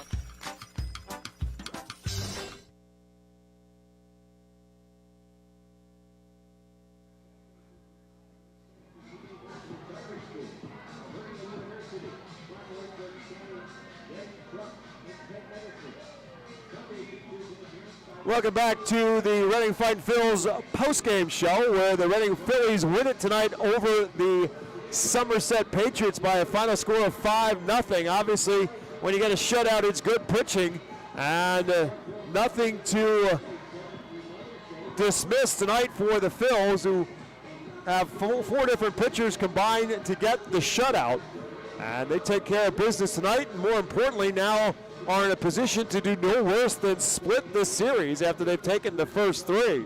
But obviously, after you've taken the first 3, you want to do better than split, and you want to do better than split at home as well. That was something that the team in 2023 was just never really able to do, which was to win consistently at home and win series at home. But they are obviously in a prime position to do that for the first time here in this season. They got off to a 2-0 start against Portland in their first home series, but then the Sea Dogs came back and won the final 4 games, and that started a losing streak of 6 straight for Reading, but they have certainly got that going in a much better direction now. They've now won 4 in a row, and they are now even at 500 as well, with the win at 9-9 tonight. So things are looking a whole lot better for the Fightin' Phils in 2024 of late. They have been getting obviously much better pitching with what they did tonight, in addition to which they have played much better fundamental baseball. And again, if you got a chance to hear our pregame conversation with Al Padrique, I think you'd hear a lot of that coming from the skipper. If you didn't get a chance to hear it, well, Jake Starr will certainly have that up on social media over the course of the next 24 to 48 hours, and you can kind of get a feel for what we're talking about with the manager. And that is just getting this team into positions to manufacture some runs and not just kind of settle back and hit home runs. And I think that's kind of what they fell into a little bit in some regard last year, and just a different approach from Al Padrique and his coaching staff in 2024, which is to manufacture some runs when the home runs aren't flying out of the ballpark. They got 5 runs tonight. They did hit a home run, and Baron Radcliffe hit a home run. It was a bomb for their second run of the game, but otherwise they put some hits together. They had another sacrifice fly and an RBI, some stolen bases, and just mixing some things up. And there are other ways to win the ball game other than just hitting home runs, and the Reading Fightin' Phils are doing that in 2024. And right now, that success is showing up in the box scores as they are winning some ball games. So that's obviously the good thing for Reading, and hopefully they can continue that, as they will be right back at it for Game 4 tomorrow night, as the Phils will try and put that 4-game winning streak to its test tomorrow night. Again, a lefty against a righty tomorrow night. Matt Osterberg gets the start for the Phils. That's the lefty. Blaine Abetta gets the start for Somerset. He is a right-hander. 6:45 is the start time tomorrow night here at FirstEnergy Stadium. Let's take a look at how things unfolded in this one tonight, as we take a look at our scoring on a run-by-run basis in tonight's ball game. It started with the Fightins in the bottom half of the first inning. Jose Rodriguez, the leadoff hitter, hit a slow roller to short, and the shortstop for the Patriots, Alexander Vargas, hurried his throw a little bit. It pulled Augustine Ramirez off the bag just enough that it was Rodriguez beating it out. He was safe at first base on the error and then stole second base. And then Carson Taylor, 1 out later, hit a single the other way for a base hit that drove in Rodriguez and gave Carson Taylor his 16th RBI of the season, gave the Phils a lead as well at 1-0. We rolled to the second inning when Baron Radcliffe stepped to the plate with 1 out, and on the first pitch he saw, he drove one off the roof of the Reading Hospital Tower Health pool deck. And The only question was whether or not it was fair or foul. There was no question. It was long enough. It was a majestic solo home run for Barron Radcliffe, his first of the season, and the Phils lead grew to 2-0, and they then extended upon that lead in the fourth inning. Caleb Ricketts got it started with a double, one of his 3 hits tonight, 2 of them extra base hits, as Caleb Ricketts is most definitely heating up in the middle of that lineup. So he gets it started with a double, then Jim Haley followed it up with a triple, and then with a 3-0 lead and Haley at third base. The next batter was Bryce Ball, and he sends a long fly ball to center field that Jim Haley was able to tag up and score on. And so the Phils again bringing home a run with a sacrifice fly. So they went double, triple, sacrifice fly for now a 4-0 lead into the fourth inning. And then the Phils added one more in the fifth. And again, it started with a Caleb Ricketts leadoff double. And then 1 out later, it was Bryce Ball with a base hit that brought home Caleb Ricketts, gave Ball another RBI, another RBI, I should say, his second of the night, and his third of the series, his 5th of the season. And the Phils led it by a score of 5-0, and then from that point forward, it was the bullpen. Bo Burrows, Matt Russell, and Tristan Garnett in the 6th, the 7th, and the 7th, the 8th, and the 9th, respectively, after Robinson Pena went 6 strong innings for the Fightins tonight, and Reading gets the win. For the Fightin' Phils, 5 runs on 10 hits. They committed 1 error, and they left 6 men on base, a drastic difference from the 14 men they left on base last night. For Somerset, no runs on 7 hits. They committed 1 error as well, and they left 11 men on base. Robinson Pena gets the win. He is now 2-1, and Tristan Vreeling gets the loss. He, too, is now 2-1 on the season. There was no save with that 5-0 difference. Time of the game, 2 hours and 27 minutes, and there was 4,517 watching here in Baseball Town. So that will roll us to tomorrow night. Again, same thing tomorrow night, 6:45 at the ballpark, but it will end differently tomorrow night in this way. Hopefully not in the win-loss column, but in the celebration. Post-game fireworks for the first time in 2024 tomorrow night. The Diamond Credit Union Plaza will open up at 5 o'clock. Again, first pitch is at 6:45. Matt Osterberg for the Fightins and Blaine Abetta for the Patriots going after one another. 6:45 is first pitch, and again, the Diamond Credit Union Plaza will open up for our fans at 5 o'clock. Come on out on a Friday night and watch Los Luchadores, the Reading, battle against the Somerset Patriots. It's a Spanish Heritage night on a Friday night, and the Fightin' Phils, who were the Reading Keystones tonight, will be Los Luchadores tomorrow night. So come on out. Hope to see you out here tomorrow night. If not, Saturday night, same time, 6:45, and same thing at the end. Fireworks to follow on Saturday night here at FirstEnergy Stadium, and then we'll wrap up the series on Sunday afternoon at 3:15. Again, the Philly Fanatic will be here on Sunday to do his thing and have a great afternoon for everybody for sure. Then the Phils will go on the road. They'll start on Tuesday, on April the 30th, and obviously run through Sunday. They will be in Portland, Maine for 6 games beginning on Tuesday, April the 30th. And then the following week, they will begin a homestand. That will be Tuesday, May 7th, and that will be our first morning game of this season. An 11 a.m. start on Tuesday, May 7th. And that series against the Hartford Yard Goats here at FirstEnergy Stadium will conclude on Sunday, May 12th. And if you don't know it by now, you better learn it. Sunday, May 12th is Mother's Day, and a special gift for all moms who are in attendance at the game. And so it's a great-looking Reading Fightin' Phils fanny pack. So great night or great afternoon. You choose it. Whichever way you choose it, it should be a good night here at the ballpark. So again, our final numbers in this one. For the Reading Fightin' Phils, 5 runs on 10 hits and an error. They left 6. Somerset, no runs on 7 hits. They committed 1 error, and they left 11. The Patriots are now 7-11 on the season, and the Reading Fightin' Phils now at 500 at 9-9, and they've now won 4 straight. That will do it for our broadcast tonight. As always, thank you for tuning in to the Reading Fightin' Phils Radio Network. For my broadcast partner, Jake Starr, my name is Bob McCool. Thanks for tuning in, everyone. Hope you'll do the same tomorrow night. We'll be right back at it 6:30 tomorrow night with our pregame show here on the Reading Fightin' Phillies Radio Network. Hope you'll join us. Better yet, we'd love to see you here at the ballpark. Thanks for listening, everyone, and have yourselves a great night.